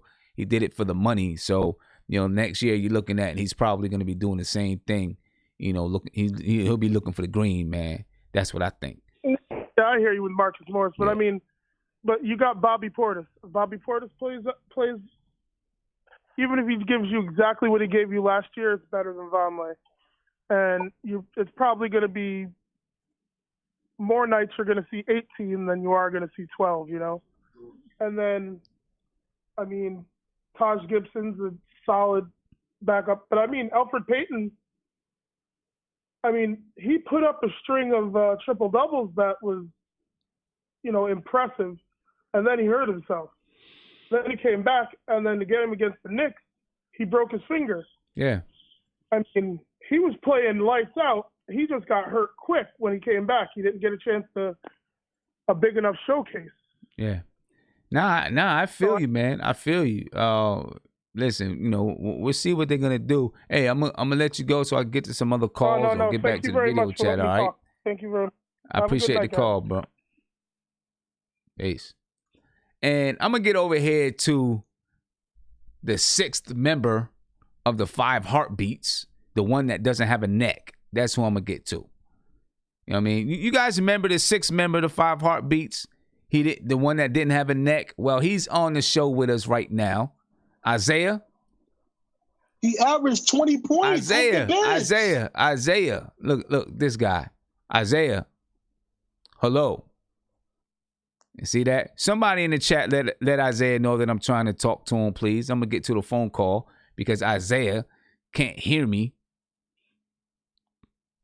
Caller, you on live with nothing but Knicks. What's popping? Yo, shout out to the chat. What's good, son? I'm chilling, man. How you feeling? Black as time. I'm good. Where you at in the show? So we kind of talking about the overall strategy of the team right now. You know what I'm saying? Because I was reading an article that just kind of talked about, are the Knicks, are they trying to win? Are they trying to develop? Or are they somewhere in between? And if they're somewhere in between, and my question is, does that work? Can it work if you're somewhere in between? I think it can. And I actually think that's the way to win. You know, it's where you're somewhere in between. You're putting a squad together that's developing and improving. And, you know, you got mainly young guys, but you got guys that you're developing too. I actually think that's the way that you're supposed to be trying to move in the NBA and trying to get it done. You know what I mean? Most people today, nowadays, it's like it's an all or nothing thing. You know, people are like, we either want you to suck and be ready to get a draft pick, or we want you to be championship contenders. You know what I'm saying? Mm-hmm. They don't want you somewhere in the middle. And what people point to are the, you know, like what the Detroit Pistons are right now, the Atlanta Hawks back in the day. You know what I mean? You know, were always just in the middle and couldn't go anywhere. So I get that. But you can't skip the step. At some point, you have to be in the middle in order to get to the top. You know what I'm saying? Like, you're not just going to, if you're climbing up a ladder, unless you got some special abilities, you're not just going to jump from the bottom of the ladder to the top of the ladder. You know what I'm saying? At one point, you're going to be in the middle of the ladder, and then you keep climbing. You know what I mean? And, you know, that's what, you know, with the Knicks, that's where we are right now. I think we're at a point where we can build ourselves up to be mediocre. Now, you're mediocre, but we're mediocre with young players. There's a difference. If you're mediocre and you have all vets that are in their 30s, you have a problem. But if you're mediocre and you got young players that are budding, that's a good thing. With a couple of vets, you know what I'm saying? That's a really good thing, in my opinion, especially if you have favorable contracts. You know, so if you're a mediocre team and you have young players on the mediocre team, players like the age that we have, 19, 20, 21, 23, 24, 25. You know what I'm saying? Then you have some vets on the team, but you have favorable contracts, you know, short-term contracts like we have. That could very well be a plus in the way that you build your team instead of just going from trying to go from worst to first all the time. It doesn't happen that way. And I don't know how so many people are fooled and think that it does. You know what I mean? But it doesn't happen that way. So I think, you know, with the squad that we have now, you were saying it in one of the videos that I put up. You gotta try to win with these guys. You got guys that, if you put it together the right way, could possibly overachieve. And even if you don't make the playoffs, you put yourselves in a good position and you create something. You know what I'm saying? And then when the next year comes around, you can tinker with the lineup just a little bit, because that's all you're going to be able to do in that 2020 offseason is just tinker a little bit. You know, maybe add something here, something there. You know what I mean? And then in 2021, maybe you get lucky and get a big fish. Maybe you get lucky and Julius Randle, Dennis Smith Jr., they develop and they really go to the next level.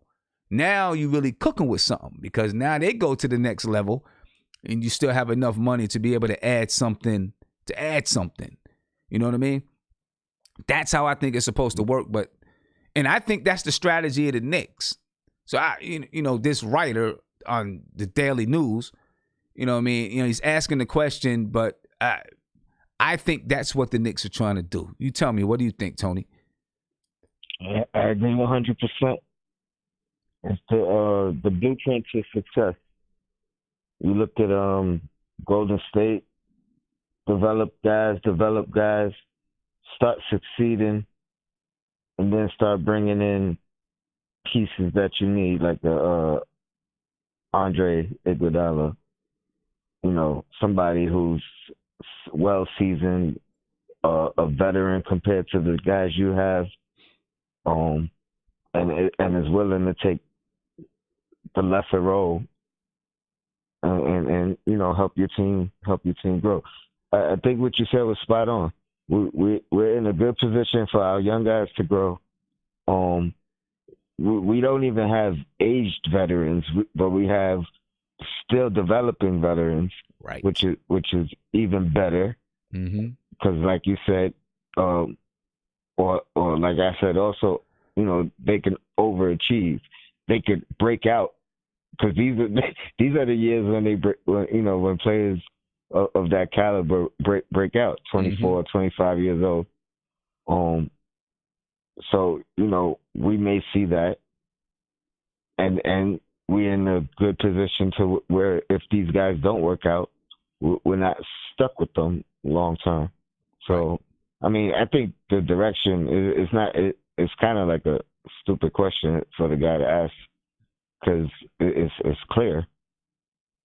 Yeah, it's clear as I day. think it's clear. I mean, I think part of it though, the Knicks have been really quiet since free agency.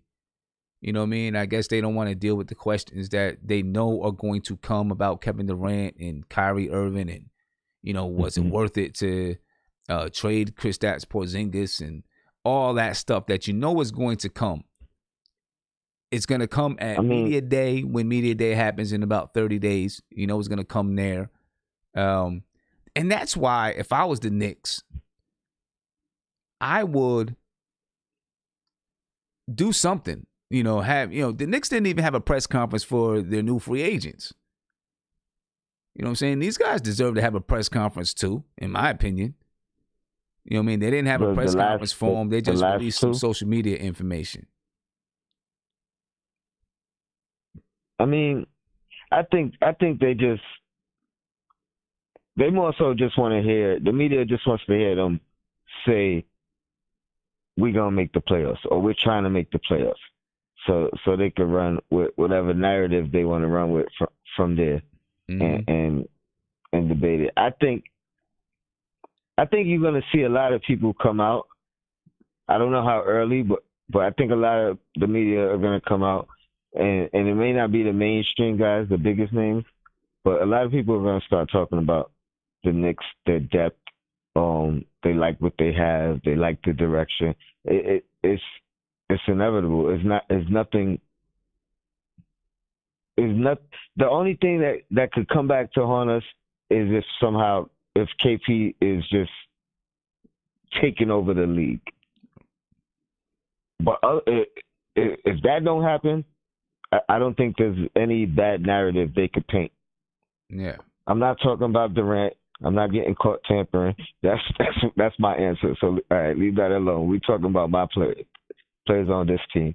Yeah. So, I mean, we get rid of that early, and I think they'll be good. Yeah.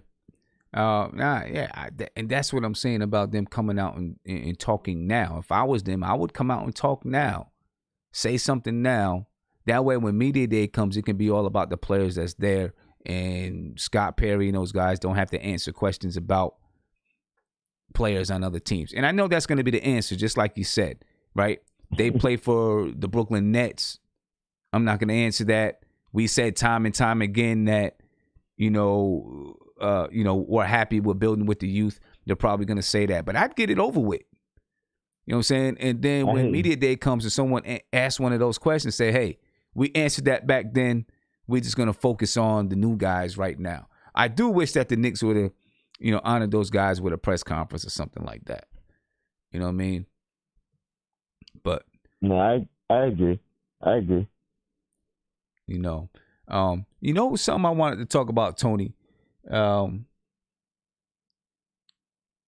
Just talking about free agency and stuff like that.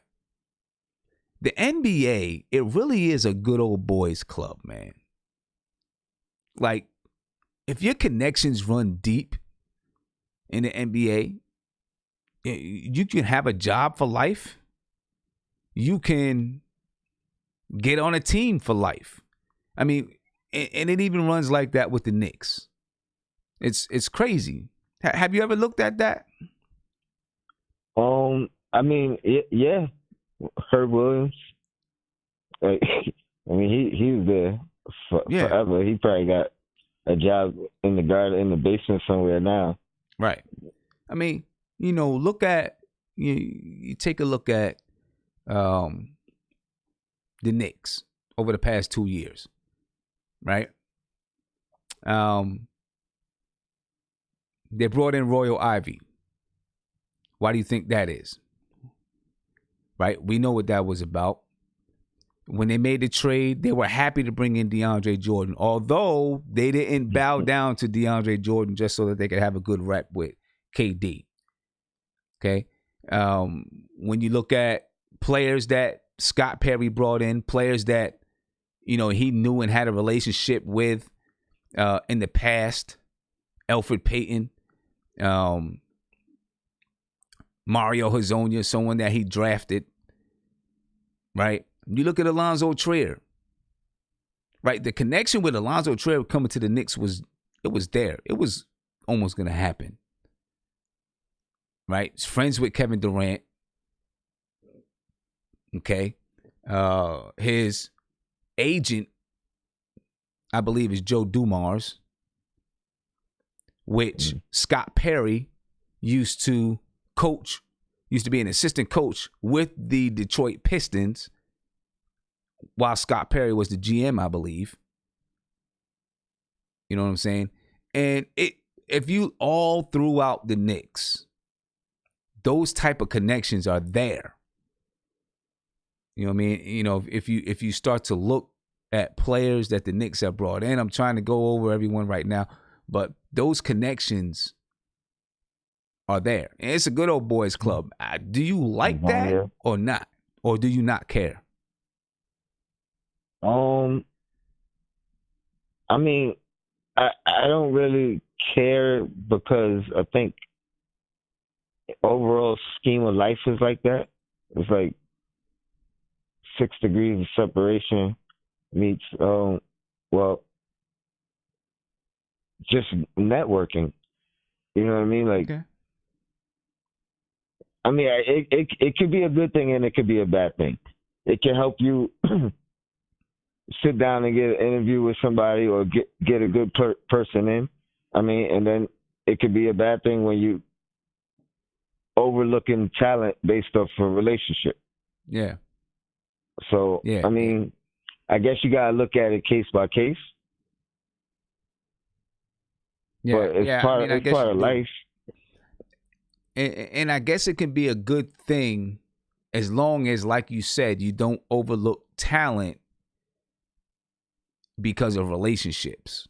You know what I'm saying? To satisfy a relationship. So I guess, you know, it's cool as long as you're not overlooking talent or whatever it is, or doing what's best for the team or for the organization because of a relationship. You know, it can get testy in that way, though. You know what I mean? It can get very testy and very political in that way. I tell you what, with the player empowerment, the owners and the management don't like it. When it was just them doing it, you know, everything was okay. I don't think anybody was complaining as far as media or, you know what I mean, outlook. I think when it starts becoming player-based, it's like it's still new. So it's not really accepted everywhere. And even some of us as fans may look at things, you know, a little funny. Yeah. Nah, I agree with you. I definitely agree with you, man. With the players doing what they do now, look, when the next CBA comes around, there's going to be a lot of talk about how to control it. You know what I mean? There's going to be a lot of talk about how to control it. I can guarantee you that. You know, and the players union, they better be. They're going to have to be right there, and I know they will be. You know, they'll be right there. But there's going to be a lot of talk just about, you know, how the NBA works right now. Because with the last CBA, they tried to put in things and stipulations that would stop super teams from forming. Didn't work. Right? It didn't work at all. You know what I'm saying? As a matter of fact, players don't even care about they put in special things so that the team that you are signed with, they're the only team that can give you a super max and all this kind of stuff. Players don't even care about that super max because they know they can get it. They'll get it. You know what I mean? Or they find a way to still do a sign and trade. All the stipulations that they put in place so that to make it harder to do a sign and trade. Look how many sign and trades happened over the summer. Yeah. You know what I mean? Yeah, I mean now you I mean it's gotten to the point where, teams have to take players knowing that they're gonna trade them. They gotta take players knowing that they're gonna waive them. I mean, I guess a lot of this stuff always happens. And again, as sometimes you look at it like the Spurs, they do something and they get credit. Look how smart they was. They manipulated the system. They found a loophole, But yeah, when players find a loophole, it's looked at totally different. Yeah. Nah, it definitely is. It definitely is. But yeah, I agree with you. Like another example of what you was talking about, what was it J.R. Smith's brother getting a contract. Right. Where, that was one where, there's definitely players that had more talent, was fit a better need, more protect, you know what I mean? So in that aspect, it's a bad thing. Yeah, definitely agree with you there. Now, I don't mind if, you say, okay, you know what, we'll bring him in for training camp. We have a spot left. We'll bring him in for training camp because we got everybody who we really want. We'll bring him in just to give him a look. You know what I'm saying? I'm okay with that. I'm cool with that. But the amount of stuff that goes on with, agents getting jobs in the front office because, so that this player, it's just, sometimes it's just ridiculous, man. I mean, again, it's bad because, first of all, everybody can't do it. So it's kind of based off of at least one person's talent. Right. You know what I mean? The guy with the power, you want me to come here, you got to do X, Y, and Z. So I guess it really is bad. But I only care when it affects us. You know what I mean? Like it's like the J.R. Smith situation. Right. When it's another team, I'm like, hey, do what you gotta do. Yeah. You know what I mean? Because if it came down to it for the Knicks, would I care? And then it's based off the player. Like if we had to give Kawhi's uncle a job to get Kawhi, would I really care? Man, no. For real. I'm with you on that. Give him a job. Yeah, I'm with you on it. Hey, and this is why the NBA is so popular. I said it before. The NBA to me is like the modern day WWF. You know what I'm saying? Wrestling back in the day. Except as far as we know, the NBA is all real, right? But you look at the WWF back in the day, you know what I'm saying? When everybody was, this guy's he's a good guy today, and then next week he's a bad guy, and then after that he's a good guy again. You know what I'm saying? I mean, it's crazy. But it was fun and it was entertaining. That's what the NBA is today. Yeah, forming crews. Yo, I mean, we the build this NBA is like now. that today. You know what I'm saying? There's drama off the court all the time. Players doing this, doing that. You know what I'm saying? You heard about DeMarcus Cousins. You heard about DeMarcus Cousins, right? I heard arrest warrant, domestic violence, but I didn't read anything, so I don't know any details. He told his child's mother that, and this is not reading too deep into it. I didn't read a whole lot, but told his child's mother that he would kill her. Oh man, I don't know, man. It's crazy. Well, hey Tony, I'm gonna let you rock, man. I'm gonna get to the sixth heartbeat up here with the rag on his head. All right. No doubt, sir. Shout out to the chat. Your black is time. All right, man. Peace. Ladies and gentlemen, do me a favor, subscribe to the channel, ring that notification bell. You'll be notified anytime you go live, drop a video, post to my community section. Subscribe to the channel. I know you want to stay updated on the Knicks, so subscribe right now.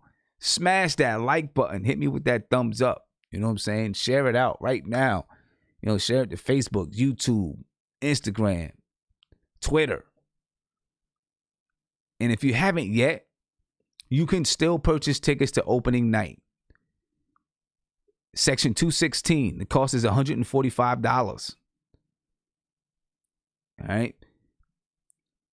They're only good until Wednesday. Wednesday, September 4th at 11:59 p.m. They'll be done. They'll be gone. All right. So get them now. I was able to get an extension. So make sure you get them now. Go to my website, nothingbutnicks.com. You can also hit the little information button that's up here. Let me get into the screen. There's an information button over there. You can hit that information button and there's a link to the website. Right? So make sure you check it out and you can see everything that you can do there. Okay? Let me get to this guy over here. Are you going to sit up for us or something? Like, you know what I'm saying? So, show a little bit of respect to the chat. You know what I mean? All right. Here we go. Look at him. The sixth member of the Five Heartbeats. That's what I'm gonna call you right now. Oh, he had to take it off. He had to take it off so he can show his fresh new got the fresh new rolls up there. Okay. Go ahead, Isaiah. What's good, man? What's up, man? Feeling like AI back in 01. What's going on? Can you get the cam? Yeah, there you go. Get it nice and clear. What's going on with you, man? Feeling like AI back in 01, sir. All right. They look fresh. They look fresh. Gotta get it right for the birthday, man. Gotta get it right for the birthday. Man. When's your birthday? Sunday. All right. Cool. My nephew's birthday is Sunday. He's a great man. He's 6 years old. Great man. But anyway, can you keep your face in the camera? You know what I'm saying? I don't know what you're trying to do. I'm sorry, I keep blowing up. I don't know how many times you're gonna look in the mirror. You know what I'm saying? You moving the camera so you look in the mirror. I look so good. I can't stop looking at myself. Come on, man. Like, did you get on here to talk Knicks or what? Oh yeah, of course. All right. So what you want? So what's up? What you trying to talk about? What's on your mind? Yeah, man. The Knicks. Shut up, Andy. Andy, hold on one second. Sorry. Yeah, man, I'm excited. I've seen the videos of Julius Randle and Melo playing and everything. And then, I'm hoping big things for Frank. He's starting at FIBA, so hopefully he does good. I'm excited to see that. But yeah, man, I see that, Melo was screwing. Hey, guys. Hey, listen. I just want to tell the chat something real quick, for real. Peep it, y'all. He didn't come on here with a point. He had no points to make whatsoever. He's just saying general stuff. He had no point to make whatsoever. He had nothing on his mind. He just wanted to show off his braids. You know what I'm saying? He just wanted to show off his cornrows. That's it. He had no point. Nothing to say. He really had nothing to say. Yeah, hopefully Frank can, and I just want the Knicks to do good. Sim. Nothing to say. Hold on. At all. I'm gonna have to expose you, Sim.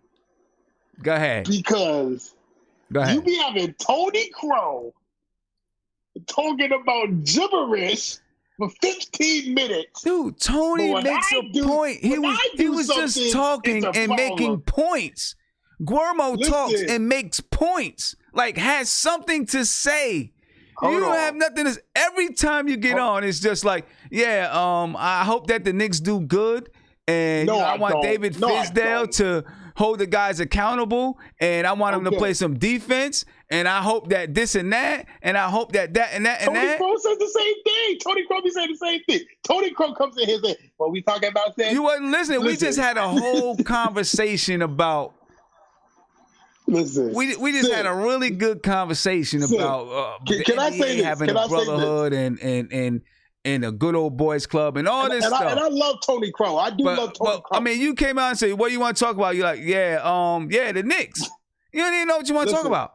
Sid, can I say this? To my defense, The reason why I came on tonight, it was 25% because of the braids, 75% Knicks. Okay, so say something. Say something. Bring up a point.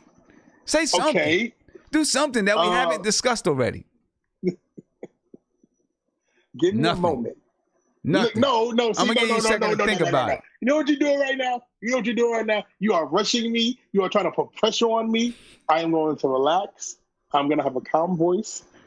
Everybody look at my braids, relax. And look, the Knicks will be good. Get him out of here. Get out of here, man. What is you talking about? I'm coming to Puff Daddy over here.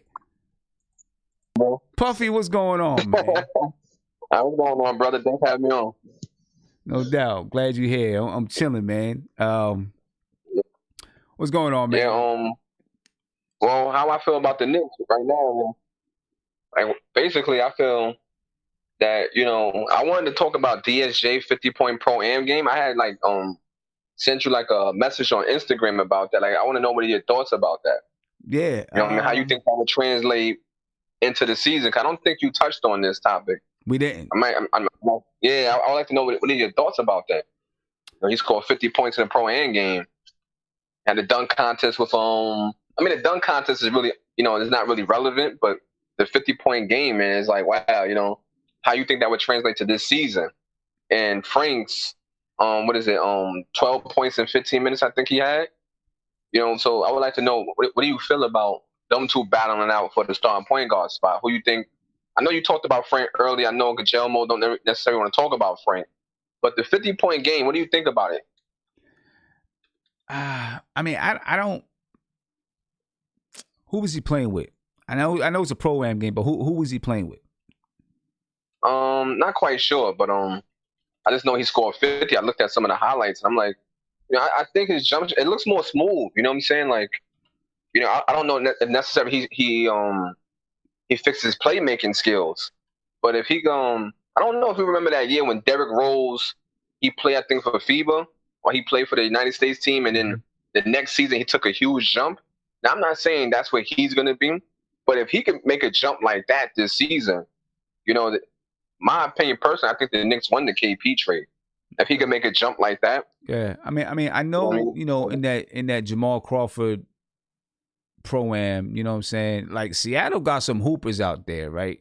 There's a lot of ball players come from Seattle. And, they be having, some good players out there, but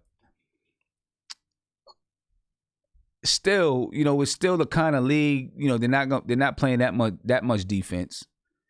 Yeah, I understand. You know what I'm saying? So all he has to do is be a little bit aggressive, and he should be able to score a lot of points just by being a little bit aggressive, because they're not going to play that much defense, and they're going to get out the way. You know what I'm saying? And just let him do what he does. And let him, you're going to have dunk contests in the middle of the game and stuff like that. You know what I mean? So I can't hold too much stock into it, with those pro-am games, because a lot of times those pro-am games, they're just not super duper competitive. Yeah. Do you think it developed bad tendencies? It could. Those pickup games like that? It could. You think so? Yeah. One of the things I always tell my AAU players, I try to steer them away from playing pickup basketball unless they're playing pickup basketball with guys who played a high level of college or played professional basketball, because you pick up so many bad habits just playing in those type of games that do not translate to the NBA. You know what I mean? I understand what you're saying. Yeah, you look at guys like Skip to my Lou. You know what I'm saying? I mean, he made it to the league, but he wasn't Skip to my Lou in the league. You know what I'm saying? Because those things it doesn't translate. It doesn't translate to me. Yeah, you're right about that. Well, also, when I look at Frank, I'm looking at how he's playing so far for the French national team, and I see that he's actually, if he can knock down that 3-point shot the way he's been hitting at this clip, he's going to be fine this season for us. If he could shoot, his whole problem is shooting the ball. You know what I'm saying? And a lot of people talk about he look like he's a deer in headlights. Like, you know what I'm saying? And I think the biggest problem with him is confidence. If he could knock the 3-point shot down like that, it's going to open up his whole entire game. It's going to help him get to the basket. Because if he can't shoot, guys are just going to back up off him. And then what value does he have on an offensive end? But if he can knock down those 3-point shots or the long twos, and it's gonna help him open up his game. And he looked like he's maturing. You know what I mean? So it'll be quite interesting to see the battle between him and Alfred Payton, Dennis Smith Jr. Who's gonna get that point guard starting spot? Yeah, it'll be quite interesting. Yeah, that's gonna be a good. It's gonna be interesting watching to see. They can even play together. Some of them can even play together because Frank has size now. Mm-hmm. You know, Frank is, he's more than a point guard. He can play maybe some two if he's knocking down the shot, and he can play some three. So that would be interesting to see what they do. And I know how a lot of guys was talking about how, are we trying to develop the players and make the playoffs at the same time? And we can do a bit of both due to the simple fact we have guys that really made playoff pushes, and we have guys that got deep into the playoffs, and we still have the young talent that didn't do it. So now it's all about how Fizdale managed this. Now we're going to see is he really a good coach? Mm-hmm. I think this is the year for you to really see, like, okay, he's going to really understand how to mix and match and put guys in positions where they could be successful, and how to help, basically help the team win. And I mean, it's going to be interesting. I think at first it may be a little hiccup. It's going to be a little headache because, the problem is he has too many lineups he can go to.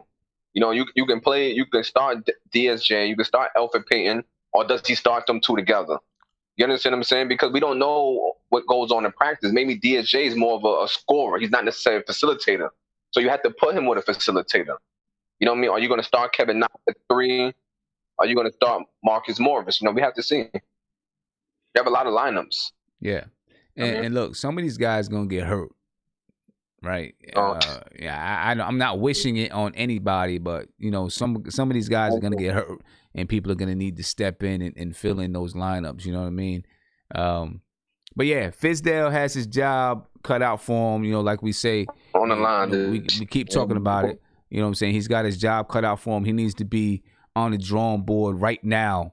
Really working up some stuff. Something I read today that's really interesting. And it's the same article that I was talking about. And I never even really thought about it or looked at it.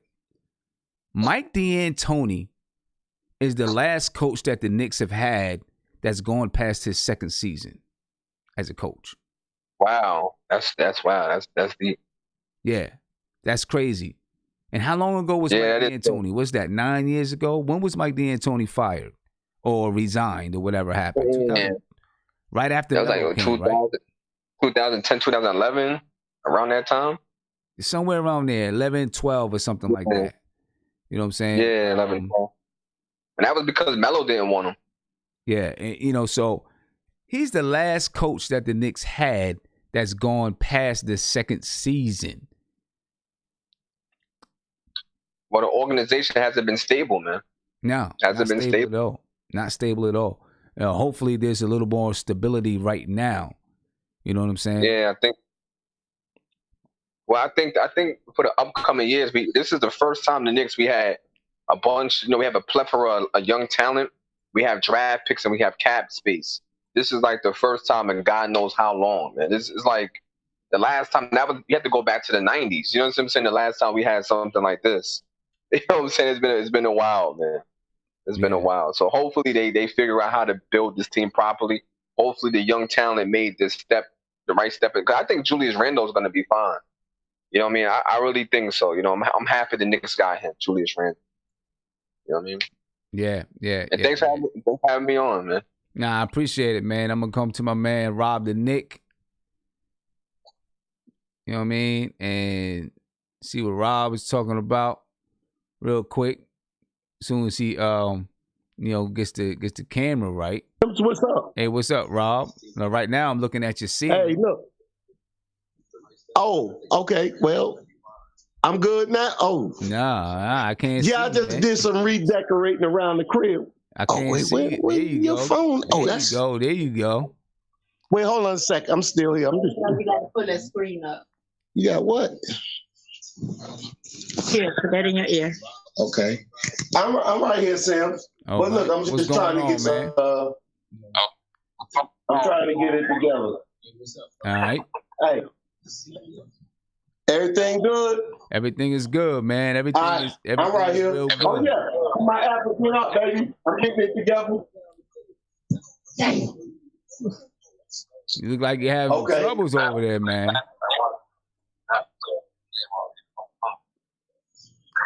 So what's on your mind, man? We talk about the Knicks. What's on your mind? Okay. So, what's going on, Sam? I don't know. I'm trying to figure out what's going on with you, man. I know you somewhere. Come on in. I don't know. Our guy Rob, the niggas having a little bit of trouble. You know what I'm saying? So do me a favor, ladies and gentlemen. Call in 516-405-2246. I got just a couple minutes left, to take some phone calls and talk New York Knicks. We're going to let Rob get his thing together, and then we'll come back and talk to Rob. I want to come to Gormo for a minute.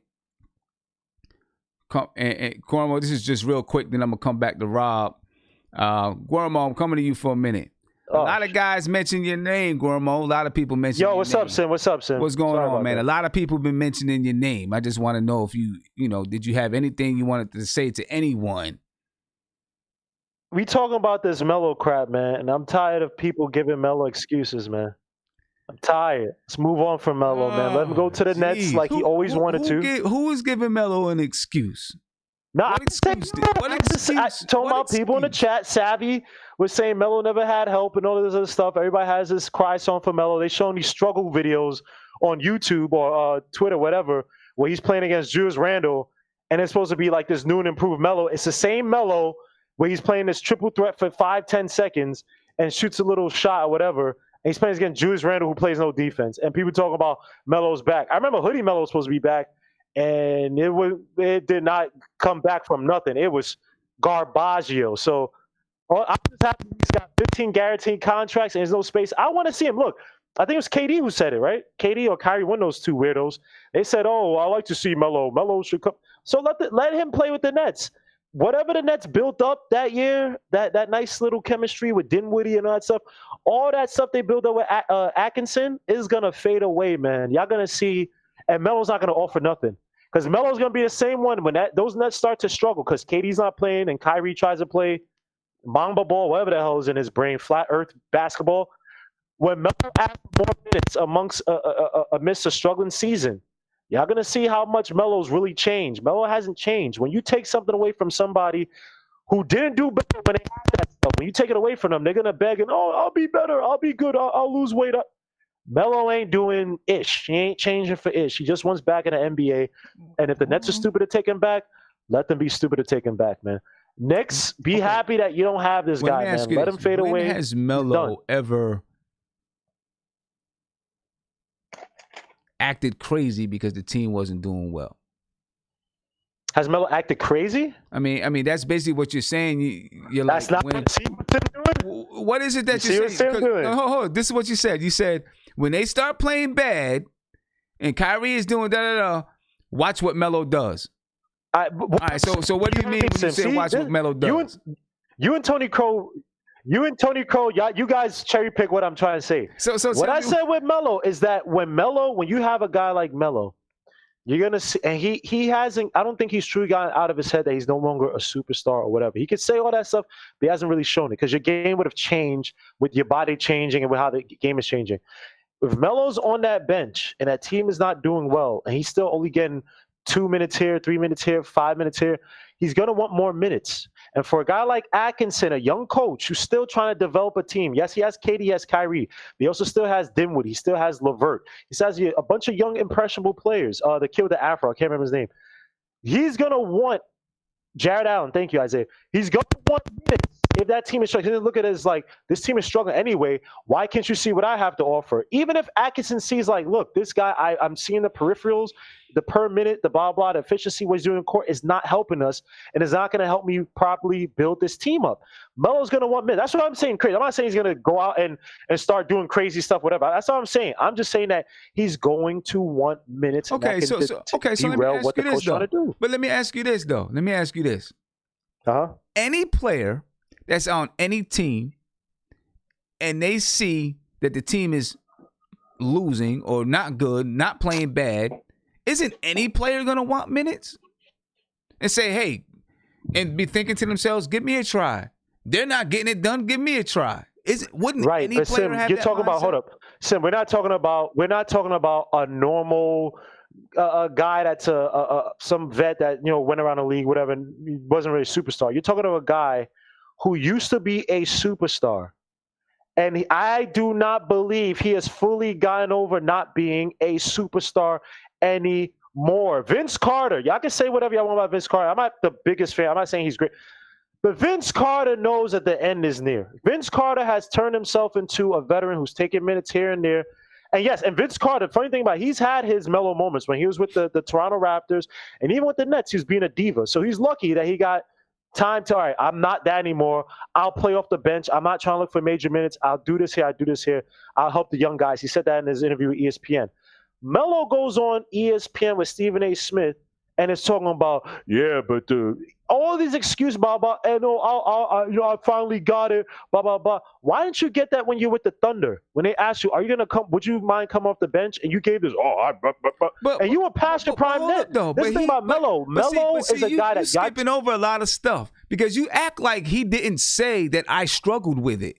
He clearly said, this is something that I struggled with. He clearly admitted that.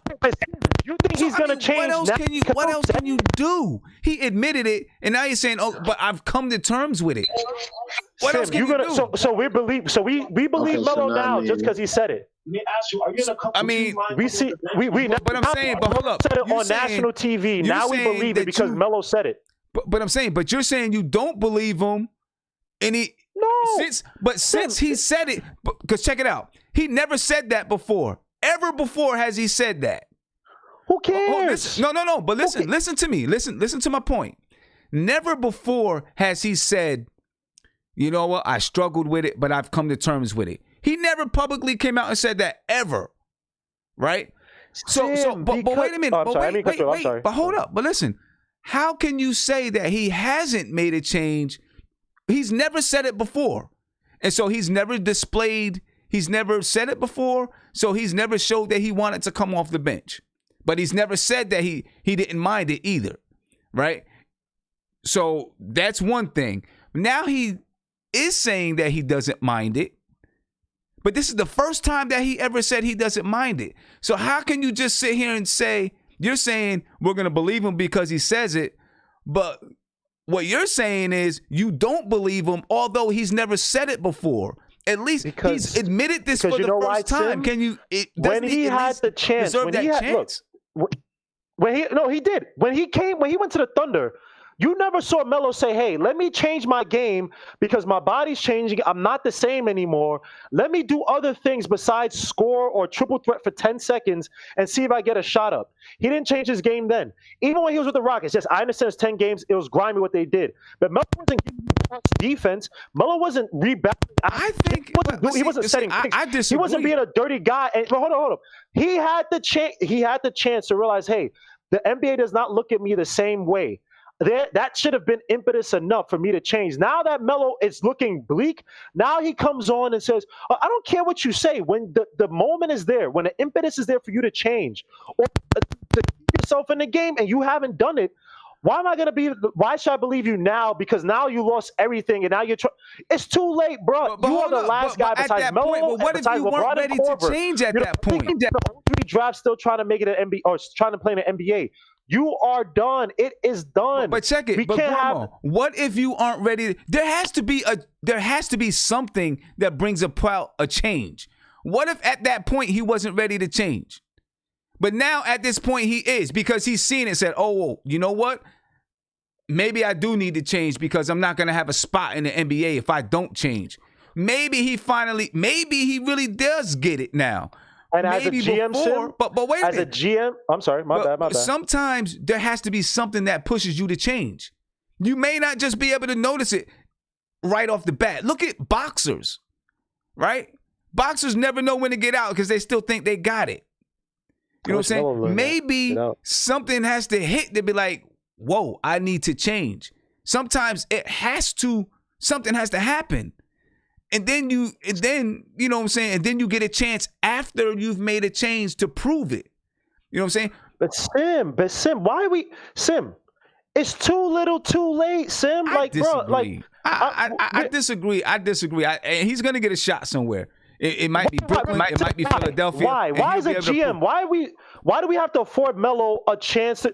Who gives? I'm sorry. I'm not criticizing you. You don't have to. You don't have to. But the point is, I'm trying to play my young guys. I'm not gonna have personalities on the bench. You know who's a guy I would give a chance over Melo? Dwayne Wade, because Dwayne Wade changed his game up even when he was in his prime.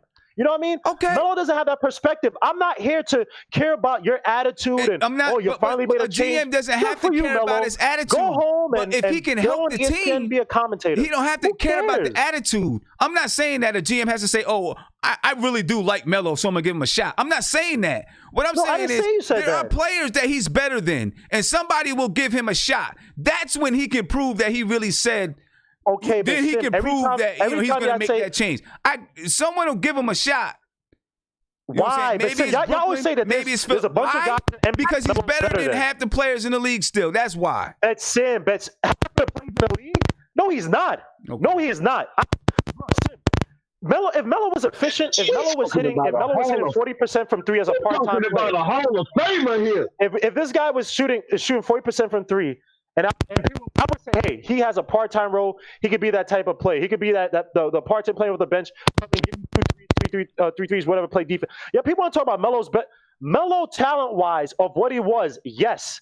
But Melo does not do anything else proficiently besides score, and he was rebounding at an okay rate. But even when you look at rebounds, the stat itself is somewhat overrated. So you have to do but besides that, Melo doesn't play plus defense. He can't play outside of any other system besides pass Melo on the block and do that. And even his last year was the Rockets and OKC, he struggled to use his strength. So who is Melo better than? We will find out. I can guarantee you that Melo, that there's players in the league right now that cannot come into the game and give you 15 points, but Melo can come into a game, I can guarantee you, and still give you 15. There are players in the league that can't come into the game and give you 10 points right now. Yes. I can guarantee you there's 100 or 150 players in the league that cannot come in and give you 10 points. Yeah, because he has to do that. What? How many times does Melo have to shoot the ball to get me 20 points now? You know what? You're okay. So I'll give you that. There's about 2 years, right? Where, he shot a bad percentage. It doesn't mean that he's gonna come back and if he came back next year that it'd be the same way. You don't know. But I can guarantee you, there are 10, there are 100 to 150 players in the league right now that cannot give you 10 points. And they have a roster spot. Look I can guarantee you that. You're literally talking about points. When I look at so maybe that's his role right now. Maybe that's his role in the league right now. Sim, I may not have a player on the team that could get me 10 points in the same way Melo can get it, right? But that guy can probably rebound. Yeah, there's a 15 player on the bench and they ain't doing nothing. He can probably set picks. He can probably offer more to the team as a whole than Melo. He's also more coachable than Melo. For the fact that everywhere Melo's gone, it's always, I don't have a point. I don't have this, blah, blah, blah. Mother, it's about you. Look at the damn come on, game. Man. You gotta admit that on the teams that he's been on, they have not been well constructed. Maybe some of it is his fault or not, but they have not been well constructed. Come on, man. The Knicks did not construct a team around Carmelo except for 1 year. 1 year. You say he's never been a team. The Denver Nuggets, they went to the Western Conference Finals when they did have a well-constructed team. They went to the Western Conference Finals. You had Chauncey Billups. That's what you needed. You needed a guy like Chauncey Billups around him. Camby, J.R. Smith. And who was the second best player in that team? Who was the second best player in that team? Who? You tell me. You tell me. Who was the second best player in that team, though? Who do you want to say? J.R. Smith? Thank you. That's all I got to say. Thank you. J.R. Smith was the second best player in that team. Come on, man. Come on, man. And I'm not taking anything from Melo. I'm not taking anything from Melo. Saying that he didn't, he didn't play his role. But when your second best player ever has been J.R. Smith, come on, man. That's the second best player he's ever played with? J.R. Smith? Caller, you're on live with Nothing But Knicks. What's popping? Hold on, King. What's going on with you? Nothing here, just enjoying the night, watching y'all, going back and forth about watching Melo. us argue about a player that's not even on our team. And Guillermo brought him up. Go ahead, man. My bad. No. Go ahead. It's funny to me. It's just funny to me. Y'all both got your points. I think there's going to be an argument that goes on forever. But just to change topics a little bit. Yeah. I want to ask you something. I want to ask you to name me 3 players on this Knicks team that you expect you need them to bring it every night for us to be competitive, for us to compete in games. Okay. All right. Good question. 3 players that need to be that we need to bring it. Every night. We want everybody to bring it every night, but to entertain your question, Julius Randle. Okay, that's one that, yes, I agree with that one. Right? Because he's going to be the guy, he's going to be considered the guy. So he's got to bring it every night. You know what I mean? And that's going to be something that, hopefully he understands and knows that he's got to bring it every night. But that's going to be, it might be something that he's got to get used to. We'll see. That's the thing right now. He's stepping into a very new realm of being the guy on the team. He was kind of there with the Pelicans last year, but of course you had Anthony Davis. But when Anthony Davis was out, it was Julius Randle. You know what I mean? So now, we'll see. But yeah, Julius Randle is one of them that has to bring it every night. Kevin Knox. I really want him to bring it every night because he has the tendency to fade away from games. You know what I'm saying? And kind of fade back and let everybody else play, and he's quiet, silent, not there. You know what I mean? So, he's a guy that I think we really need to he needs to make a conscious effort to bring it every single night. And then Dennis Smith Jr. Okay. You know what I mean? Dennis Smith Jr. I think, he needs to bring it every night so that he can try to take his game to another level. You know what I mean? Look, it seems like he's working. Really does seem like he's working and really trying to get his game to the next level. If he can take his game to the next level, it's going to be wonders for the Knicks, man. Wonders for the Knicks. I agree. But I think I would take Knox out that top 3 and put RJ. Because me personally, I don't think Knox is going to he should get the minutes, but I think with Morris there, cutting into some of his minutes and certain other players, I don't see him getting the minutes enough to be effective. And just his game, I don't know. I don't think he's ready for that. But see, it's just something about him. Yeah. See, I think that I think that Knox really has to develop this year because Morris is not going to be here long term. That's my opinion. I think he's here for 1 year and then he's going to be gone next summer. And then Knox has got to step up into that spot. You know what I mean? And so I think that Knox really, Knox has to take a leap this year. And Morris is a good guy for him to learn from as far as just understanding how to play every single play. Make yourself present every time you're on the floor. You know what I mean? Whether it's just going and grab, you might not be getting shots, but you can play defense. You can go grab rebounds. You can make some hustle plays, whatever it is that you got to do to contribute. And Morris is a very, very good guy to show him that. To kind of, guide him and teach him that skill. And it may not be that he's sitting him down and say, look, you got to do blah, blah, blah, blah, blah. But just by his actions and his play on the floor. You know what I mean? All right. Another question. I saw you gave me three players that you said needed every night. What about 3 role players that you counting on every night? Just they don't have to be scoring 20 a game, but they're gonna be consistent role players. Just fill in their role for us to compete or be competitive in games. Yeah, Taj Gibson is one for me. You know what I mean? He's the one guy on the floor that I think is going to be able to just provide that. Not the one guy. Let me not say the one guy, But at the position that he plays, be one of those guys is going to be able to provide toughness, be able to bring that just the wisdom on the floor that you need. You know what I'm saying? Like Jason Kidd. So you think he's going to be a key role player? Because me personally, I think Taj is just there just to mentor these people, be here to mentor these kids and mentor these young guys, and to. If we need him, if Mitch Robinson gets in foul trouble, we need him to play. He'll play, but I don't think he's going to be a key role player. I don't know. I think he will. I think that because they're the mentor. I think Sorry, that. Tim, go ahead. I think that. $10 million a year for a mentor. I think that Taj Gibson is. He played well with. Listen, he's been a double guy. He was a double guy last year. You know what I'm saying? I think that, or close to a double guy. I think that Taj Gibson is still going to be able to, just provide some things like Jason Kidd did back in that 2012-2013 season. You know what I'm saying? He was a starting point guard.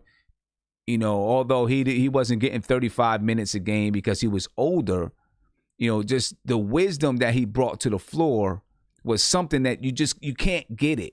You know what I mean? And I think that's what Taj Gibson will bring to the team. And I think he will get minutes just because of that. You know what I mean? And it may just be 15 to 20 minutes, but I think he'll get minutes because of that. So he's one role player that I think that if the Knicks are going to win basketball games, I think they're going to need Taj Gibson. You know what I mean? Another role player that I think the Knicks are really going to need is Mitchell Robinson. You know what I'm saying? I think that Mitchell Robinson, obviously they need him for his shot blocking ability, right? And they need him. He is, out of all of our 4s and 5s, and really he's the only true 5, he's the only one that can play above the rim. And I think you need that. You know what I mean? He's the one guy that people can fear that, they can throw the oop to. So I think you're definitely going to need that from Mitchell Robinson. I think he's going to be important to helping to make the defense collapse. You know what I mean? By using the pick and roll. Other guys, Taj Gibson. Yeah, especially when we have like a spread of shooters all around him and DJ or RJ running the point and just pick and roll, everybody spread out, and they get the layup or they get the lob. Yeah. So yeah, I agree with that. Yeah. Yeah. So I think that he's going to be really important. And then I don't know if you consider, him a role player or not, but I think that Elfrid Payton is going to be important to the team as a role player, because whoever is the starter, I don't know who's going to be the starting point guard, but Dennis Smith Jr. naturally is not a distributor. Elfrid Payton is. So now that you have an Elfrid Payton who is naturally a distributor, you can have moments, if not the whole game, where you just let Dennis Smith Jr. be Dennis Smith Jr. and not have to ask him to facilitate. Now, if he wants to take his game to the next level as the lead point guard, he doesn't have to be the greatest facilitator in the world, but at some point he'll have to learn how to facilitate the game at times. But until he learns that, I'm back, baby. I had a disconnect. Until he learns that, you know what I'm saying? You have a guy like Elfrid Payton who can play that role, distributing to everybody else, distributing to people on the floor, and then let Dennis Smith Jr. just kind of do what he does. You know what I mean? And, so yeah, those are three role players that I think will play a big piece in the Knicks playing well. And then there's some other guys too that I think are definitely going to play a big piece. Damian Dotson, I think, can play a really big piece because he can play both sides of the basketball, and hopefully he's, a better shooter. I think he's going to have to get healthy to come back. But, quick question about Dotson. He's going to be back for training camp. What is the injury?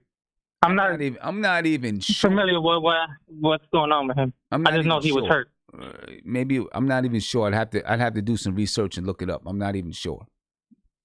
And then I'm hoping that Frank can be a role player as well, because defensively we know he can play defense. Now, did it slip a little bit last year? I'd say it did slip a little bit last year.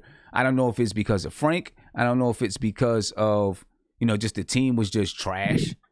You know what I'm saying?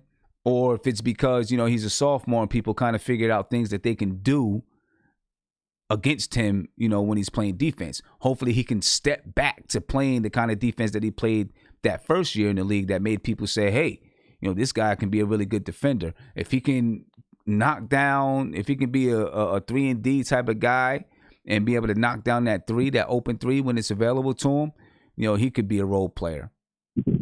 I don't see Frank even playing this year. I'm sorry, I just don't see it. We'll see. You know what I'm saying? Last year, nobody seen Moutier playing. Right? Last year, everybody thought. When he did play, though, people not going to want to admit it, but he did play pretty decent. He had a career high, I believe, in points, a career high in field goal percentage. Right. He played all right. Right.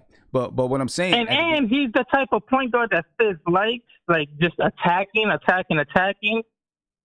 So and with Frank, he's just not that. And Fizz, I don't think Fizz likes him. I personally don't think Fizz likes him. I'll say you this: the one thing that Fizz said last year that really gave me some encouragement about Frank, he understood what Frank does. He had the one point where he said, Frank is like that glue guy on the floor. He just knows the game of basketball, and he can, he does multiple things on the floor. I think he kind of gets that. But, still, we don't know what's going to happen when the season comes. You know what I mean? All we can do is speculate right now the same way we speculated that Moutier wasn't going to play a lick. Everybody thought Moutier was going to be the last point guard off the bench. Everybody thought Moutier wasn't going to get any playing time. He was going to be traded by the deadline. Now, he's not back this season. You know what I'm saying? But he got a lot of burn.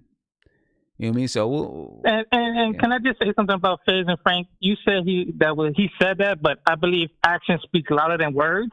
Uh-huh. And the way that Fizz treated Frank last year proves to me he didn't want him on the team. You give him the starting small forward job, and then a week later he's out the rotation, he's out the lineup. Fizz don't like him. I'm sorry. I get that, but you know what? Frank wasn't the only player that happened to. Damian Dotson dropped, I think, 31 game, and then the next game, didn't play or something. You know what I'm saying? So it happened with a lot of players last year when it comes to Fizdale. He did that with a lot of players, where they came in and did something. I mean, you had little point guard dude. He did that with Kevin Knox, too. Yeah, you're right, but he did it with a lot of players. So, we'll see what happens. We'll see what happens. We'll see how it goes. I mean, it's just hard. I hope personally we just trade Frank, let him go, because he kind of deserves better, and we're not treating him right.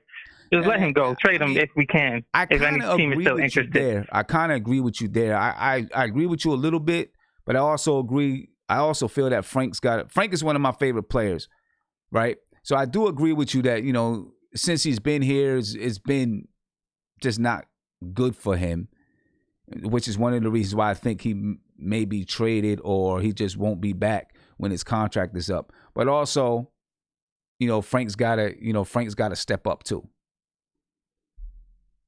You know what I'm saying? Frank's got to step up and take his, he's got to take it. It's not just going to be give it to him. He's got to take it. So, but we'll see. I want Frank to do well, and I'm hoping if he's no longer on this team, they find the right spot for him. His agent, they find the right spot for him where he can fit in.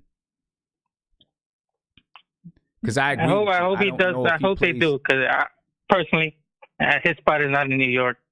He's not made for it. I don't think he's made for New York. I don't think he is. Yes. And I kind of agree with you there. I'm just not sure that he's going to be able to play the style of game that Fizdale wants to play. Although Fizdale did have those words. I'm kind of hanging on those words a little bit. But I feel you. Actions speak louder than words, and actions speak louder than words. Yeah, I feel you. You could say something, but then when he does something else, it's hard to take him serious. It's hard to trust him. It's hard to trust him on his words. Nah, I feel you. Well, let's see if Fizdale changes that up this year. That's the one thing that I really want from Fizdale. I don't want this carousel of players all the time. Some players getting playing time. You play 25 minutes one day and then 2 minutes the next day. You know what I mean? I want him to settle in on some guys and let them play for a little while. Now, if you've played 25 games and you're not getting it and you're like, I need to make a change, I get that. But you got to let these guys go through some up and downs a little bit too, you know? Yeah, I'm back. I agree with that. Yeah. I don't know how Rob keep going out and coming in and then coming in and yelling. I don't understand what's going on. They just got... they don't know the rules by now. I don't know what it is. I don't know what's going on. I don't know how many times you got to say it. Please come in quiet. Yeah, I mean, you know. Guess they don't get it. I don't know what's going on. Come in. Yeah, more people might be on that bus with Isaiah than you think. Yeah, you're probably right. Hey, I appreciate the call, man. All right. Good night, Sim. Have a good one. Peace. Get to another phone call. My man Guillermo is up there mad. You guys can't see him. I can see him though. Guillermo is steaming, man. Guillermo is steaming. He's smiling now because I just said something, but he's steaming. Caller, you're on live. What's popping? Hey, what's up, Sam? It's me, Ron. Hey, what's going on, man? How you feeling? Hanging in there, bro. I cut into the show when you and Guillermo were going to that Melo debate. Yeah, that joint turned into an argument. I caught the tail end of that, but you know what I was thinking about is that I didn't get to hear the whole conversation about, but I heard bits and pieces of it. But you know, the thing is that, like, I heard the part he was saying that a lot of these ball players, especially even role players, these guys, they all have egos. You know, and Melo took a hit. You know, it took a while to realize that, hey, you know, that if he wants to stay in the league, you know, he's not that same player no more. But I remember one time hearing an interview with Steven Jackson, who was in the San Antonio Spurs, and he was upset. And we're not, you know, Steven Jackson is not even close to a caliber player as Melo, but he was mad because he got replaced by Ginobili, and Ginobili's a Hall of Famer. Right. You know. And Steven Jackson was like, and Steven Jackson said when he was in San Antonio, he still felt when he was on the bench that he was better than Ginobili. But then again, you have Popovich over there, and Popovich is like, I'm sorry, but this guy's taking your spot. Go to the bench. So sometimes a player like that has to play. You know, it takes for a coach that Melo respects. You know, that calls me. You know, Melo's always. You think about it. Melo's been almost in every team. He's been the number one option. He's been the man. To go from being the man to almost like being the second unit, you know, that's a big drop off, and it's a big hit to your ego, you know. Yeah, it is. That's a big hit. It's a big hit. If you've never been a superstar, or you never had the red carpet treatment, you've never been the one option, then for you it's like, hey, you know, I want to play ball. But if you've been the man wherever you went to, and all of a sudden they're telling you, hey, just grab a chair and wait for your number to be called. It's not easy for a guy to just accept that. I mean, like he said, it probably took him a minute to realize, like, damn, you know, like. And then also, you know, with some of these teams, you know, after let's say he's on the Nets or whatever team he's on, and he's coming off the bench. At the end of the day, where the reporter's going to go to? Do you want your role player? You know, Melo's never been a role player, so where the reporter's going to go to asking for answers about a loss? They're going to go to Kyrie Irving and they're going to go to Melo. And as a team, do you want him answering questions? You know they're going to go to Melo. Hey, Melo, what happened tonight? What you guys? You see what I'm saying? So normally role players don't be answering questions like that unless, you know, after the game, you know how it is. They look for the stars, right? You know, and to ask that's one questions. of the reasons why. So when if you looked at, I did like maybe 2 videos ago when Melo was working out with the team, that I don't want Melo to come to New York because it's going to bring attention, just like you said. Right, exactly. Attention is going to bring media. You know what I'm saying? Yep. You don't want that right now. You know what I'm saying? He's just not it right now with the Knicks, in my opinion, because, you know, we got these young guys and we got some young vets.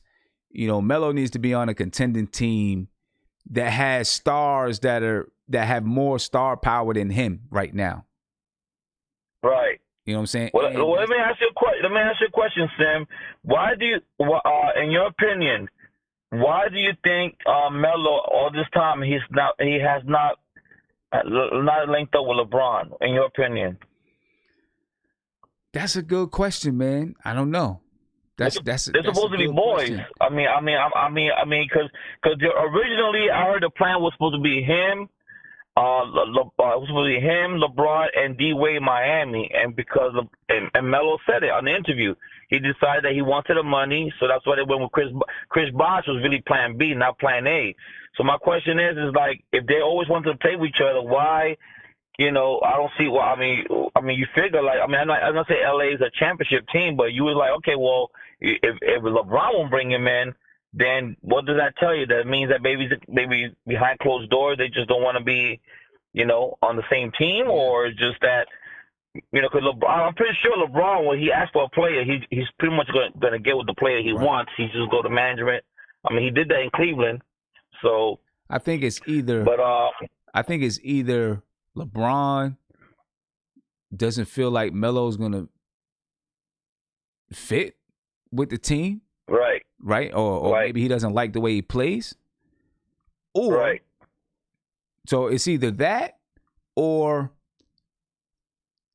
I don't know what their friendships are like. You know, they're supposed to be, you know, friends like that. But you know how you got a group of friends and there's one person, you know, there's not just one person, but there's someone, you know, like, yeah, we're a group of friends, we're cool, but I couldn't work with you. Right. You know what I'm saying? Like, you know, like, I couldn't do it with this dude. You know what I'm saying? Like, you always got that one person that, even though you're friends, you butt heads a little bit. You know what I'm saying? But you don't want to work together. Say, I'll see you when I see you, but I don't want to work with you. Yeah, so maybe it's something like that too. You know what I mean? Who knows? Yeah, I was wondering, how do you think he would? Let's say if he would give it a shot to come back in the league, how do you think he would do it if he was like on a team like in San Antonio? I think with Popovich. I think that is actually like the perfect situation for him, in my opinion. Yeah, look like that's why I think a team like that. I think he would fit good, and I think he would do okay over there. Yeah, I think it would be really good because you look at like Popovich. I think that they would understand, or he would understand how to use his skill set. You know what I'm saying? Now he'd have to be, you know, Melo would have to understand that he's the type of player that he might get 30 minutes tonight, but he might only get 10 minutes tomorrow night. He'd have to be able to accept that. But if you look at how they use Pau Gasol, you know what I'm saying, we're able to just utilize Pau Gasol's skill set, even though defensively he wasn't the same. You know, I think he could do the same thing with Melo. And he's a coach I believe that he respects too. Exactly. Yeah, that they played play on the Olympic team, and so I think it would be a good fit. So hopefully, you know, something like that works out for him. Because I mean, even though I got frustrated at times with Melo when he was in New York, I mean, I've always of course, you know, there's times like other players you wish he would play more defense, stuff like that. But you can't deny the man was a bona fide scorer. And something that always crossed my mind was that Michael Jordan, one time I heard that he used to go to Michael Jordan's house and watch videos of games, and Michael Jordan would tell him where he could score on the floor. So I'm like, how many players actually get to have one-on-one sessions with Michael Jordan? Right. So I'm like, you know, so scoring is not an issue, but maybe he's not efficient like Kevin Durant, some of these other ball players. But there's no doubt, like you said, he can come off the bench and easily give you 15 buckets, right? Yeah. 15 points right there, like, you know. Yeah. You know, without even blinking. I mean, he could do that. And like I said, there's a lot of players. There's a lot of players on the NBA, in the NBA that collecting checks, and they're not half the players Melo is. But then again, it's politics too. You know, there's some politics involved in that too. Right. But right now, hopefully, playoffs come around. I'm happy the Mets. I'm happy my Mets. Hopefully, we can get that wild card spot for the Mets. So you know, I'm hoping we can get in there in the playoffs. Yeah, we'll see what's up. I hope so. I hope so, man. I mean, you know, New York is one of these teams got to break through. You know. Yeah. Yeah, man. So, but yeah, Sam, I'll let you go, bro. I know you got other callers. I'm about to get up out of here. Gormo's still going. Oh yeah, he probably he yeah, you really push his buttons this time. Yeah, he riled up, and now he's arguing with Rob. All right, man. Appreciate the call, man. All right, Sam. I'll catch you later, bro. Yeah, ladies and gentlemen. Now Rob and Grom. I'm gonna see what they're saying. Hopefully they're keeping it clean. I'm gonna see what they're saying right now. I'm gonna open it. I'm gonna let both of them go. Rob, hold on. Go ahead. You guys can finish your conversation. I was just trying to peep in and hear what you guys were arguing about. We talking about the starting lineup next year and that Trier, because Rob and Nick feel that Trier is going to be starting with this new lineup, and because Fizdale doesn't really play rookies. Because I mentioned R.J. Barrett, he thinks that's going to be Payton and Trier in the backcourt, and I'm saying like Trier has, he said he made the point that Trier, he was playing with bums last year, but there were times last year when Trier would literally ignore the guy on a three on one break, or he wouldn't see Mitchell Robinson for the pick and roll. After the pick was made, he would literally ignore Mitchell Robinson and try to make a layup. There were many times where Trier tried to lay up to the ball, got blocked, and it was just not a smart play. And I'm saying that lack of court vision is going to hinder him. It's not necessarily his scoring. His scoring was actually fairly good, but the guy struggles at playing the prototypical one position. So that's what we're talking about. Oh, okay. Well, let me get to Rob, because I didn't get a chance to speak to Rob, really. He was having some audio issues. What's up, Rob? Hey, yo, what's going on, baby boy? We still in the building. I got some Pumas, man, that I just, bought off the site. Man, they super special. All right. That's what I'm talking about, man. Hey, look, Sam's, they off the chain. What? They orange, blue, and white. Clyde's. Yeah. My sister found them for me. She in the military in Germany. She shipped them straight to me. Okay, that's what's up, man. Look, next time we on the site, I got to put a picture up so you can see. Yeah. Let me see them joints. This is what I was saying. All right. I read an article with ESPN and Nick Fan TV. And they was breaking down the starting lineups. And they had Payton, they had Trier, they had Mitchell Robinson, Morris, and at the 4, they had who did they have? But right now, my thing is this here. Like the guy said in the article, who is a better shooting point guard on the team from last year than Trier? Nobody. Point guard, though? Trier's not a point guard. No, shooting guard. Oh, shooting guard? Well, I mean, right now, Trier shot the best percentage from the floor. Okay, so we going to roll with that going into camp. So if he going to lose his position, I want to see somebody beat him out of it. You can take Wayne. You can take, if Bullocks was ready, you can take anybody. This boy got more grit, more heart, more everything. And then look, I know Trick. I know this went right there with you, Sims. You like your point guard to be able to shoot off the, shoot, look, catch and shoot, do all that. In game 1 in Summer League, Trier did all of that. He was 3 for 4, hit 3, 21 points, got out the game. They didn't even play him no more because he was the best player out there. It was no need to play Trier no more. Out there, no more. Because now you put him in camp, make sure he don't get hurt.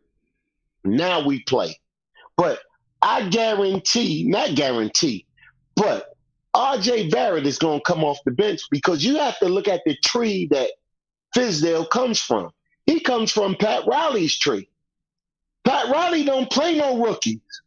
Look at Winslow, 7th pick. He don't play them. He gonna be in the second unit. And if you really look at 2 players from last year that deserve to play, it's Robinson and Trier. And they're gonna start the season because that's what the fans want to see. They want to see those two. You got a defensive player. You got an offensive player. But Trill can play D too. So and it's gonna be Peyton. Go ahead. Well, but I'm just sitting here. But I'm just saying the way that I see it. I'm seeing it in a way just like I said, it's gonna be Morris. It's gonna be RJ off the bench with Knox, and then Randle. It's gonna be Randle, Mitchell. You're gonna have Peyton. You're gonna have Trill, and that's gonna be how we rock. That's gonna be how we rock.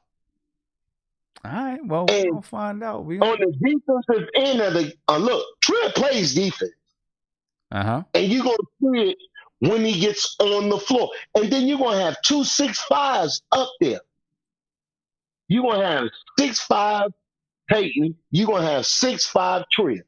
So we good right there. That front line, you got Robinson, you got Morris. You have a good starting five. Then that second five coming in, I'm telling you, RJ is not going to start. He's not going to start. And we're going to have to, but he's going to play. Yeah. He's going to play. He's going to play. But Iggy that everybody liked, you might not see him till after January. Because you got too much in front of him. Well, I mean, he had one good game. He scored 30. He played a little D. He ain't scared. He got heart. Yeah, he's the new. It might take a little while for Iggy to get on the floor. Might take a little while. Yeah. But hey, Rob, man, I'm about to head up out of here, man. You want to give us some last words real quick? Rob? I don't know what happened to him.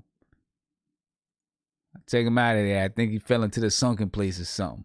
I don't know what happened to him. It's gone. He couldn't stay in front of the camera. I don't know. Camera's moving all over the place.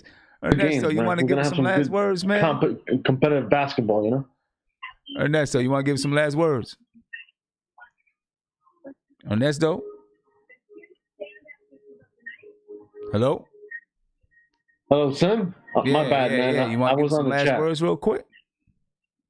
You know what I want to get into? Well, we'll save this for the next show. I want you to do a Frank Ntilikina point guard debate, basically. Oh, we've been having those for a minute. You've been having those? Yeah. Because I haven't been on for a while. Yeah, we've been talking about that for a while. Who's going to start between Elfrid Payton, Frank Ntilikina, Dennis Smith Jr.? We've been kind of going through it. How about bold predictions? Now, we haven't done any bold predictions yet. We'll probably get into those when we get close to training camp. All right. Yeah, but I'll be back on Monday, man. All right. That's what's up. I'll be back on Monday. I see you chilling in the dark, getting ready to call it a night, so... Yeah, I just turned off the light, man. It's just all right, man. It generates too much heat. I hear. All right, man. Shout out to the chat, man. Peace, guys. Have a good weekend. All right, Andy. Yes, give some last words, man. Yeah, I'm gonna be short. I think we gotta have some rules on chat. And Melo and KP Mentions gotta have a super chat because this is getting me tired, man.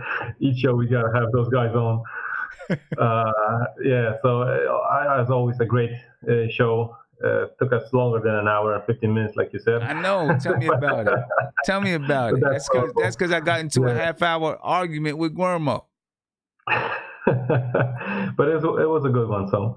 And I want to shout out Isaiah. Happy birthday to him, who he came into the show just to show off his braids, chat in the period, and gather some birthday wishes because the next show is on Monday, so it's going to be after his birthday. So we know that he did it just for that. So, and like I said before the show, in an hour and 20 minutes, I'm going to have a beer in my hand watching the game that Poland's going to play on FIBA.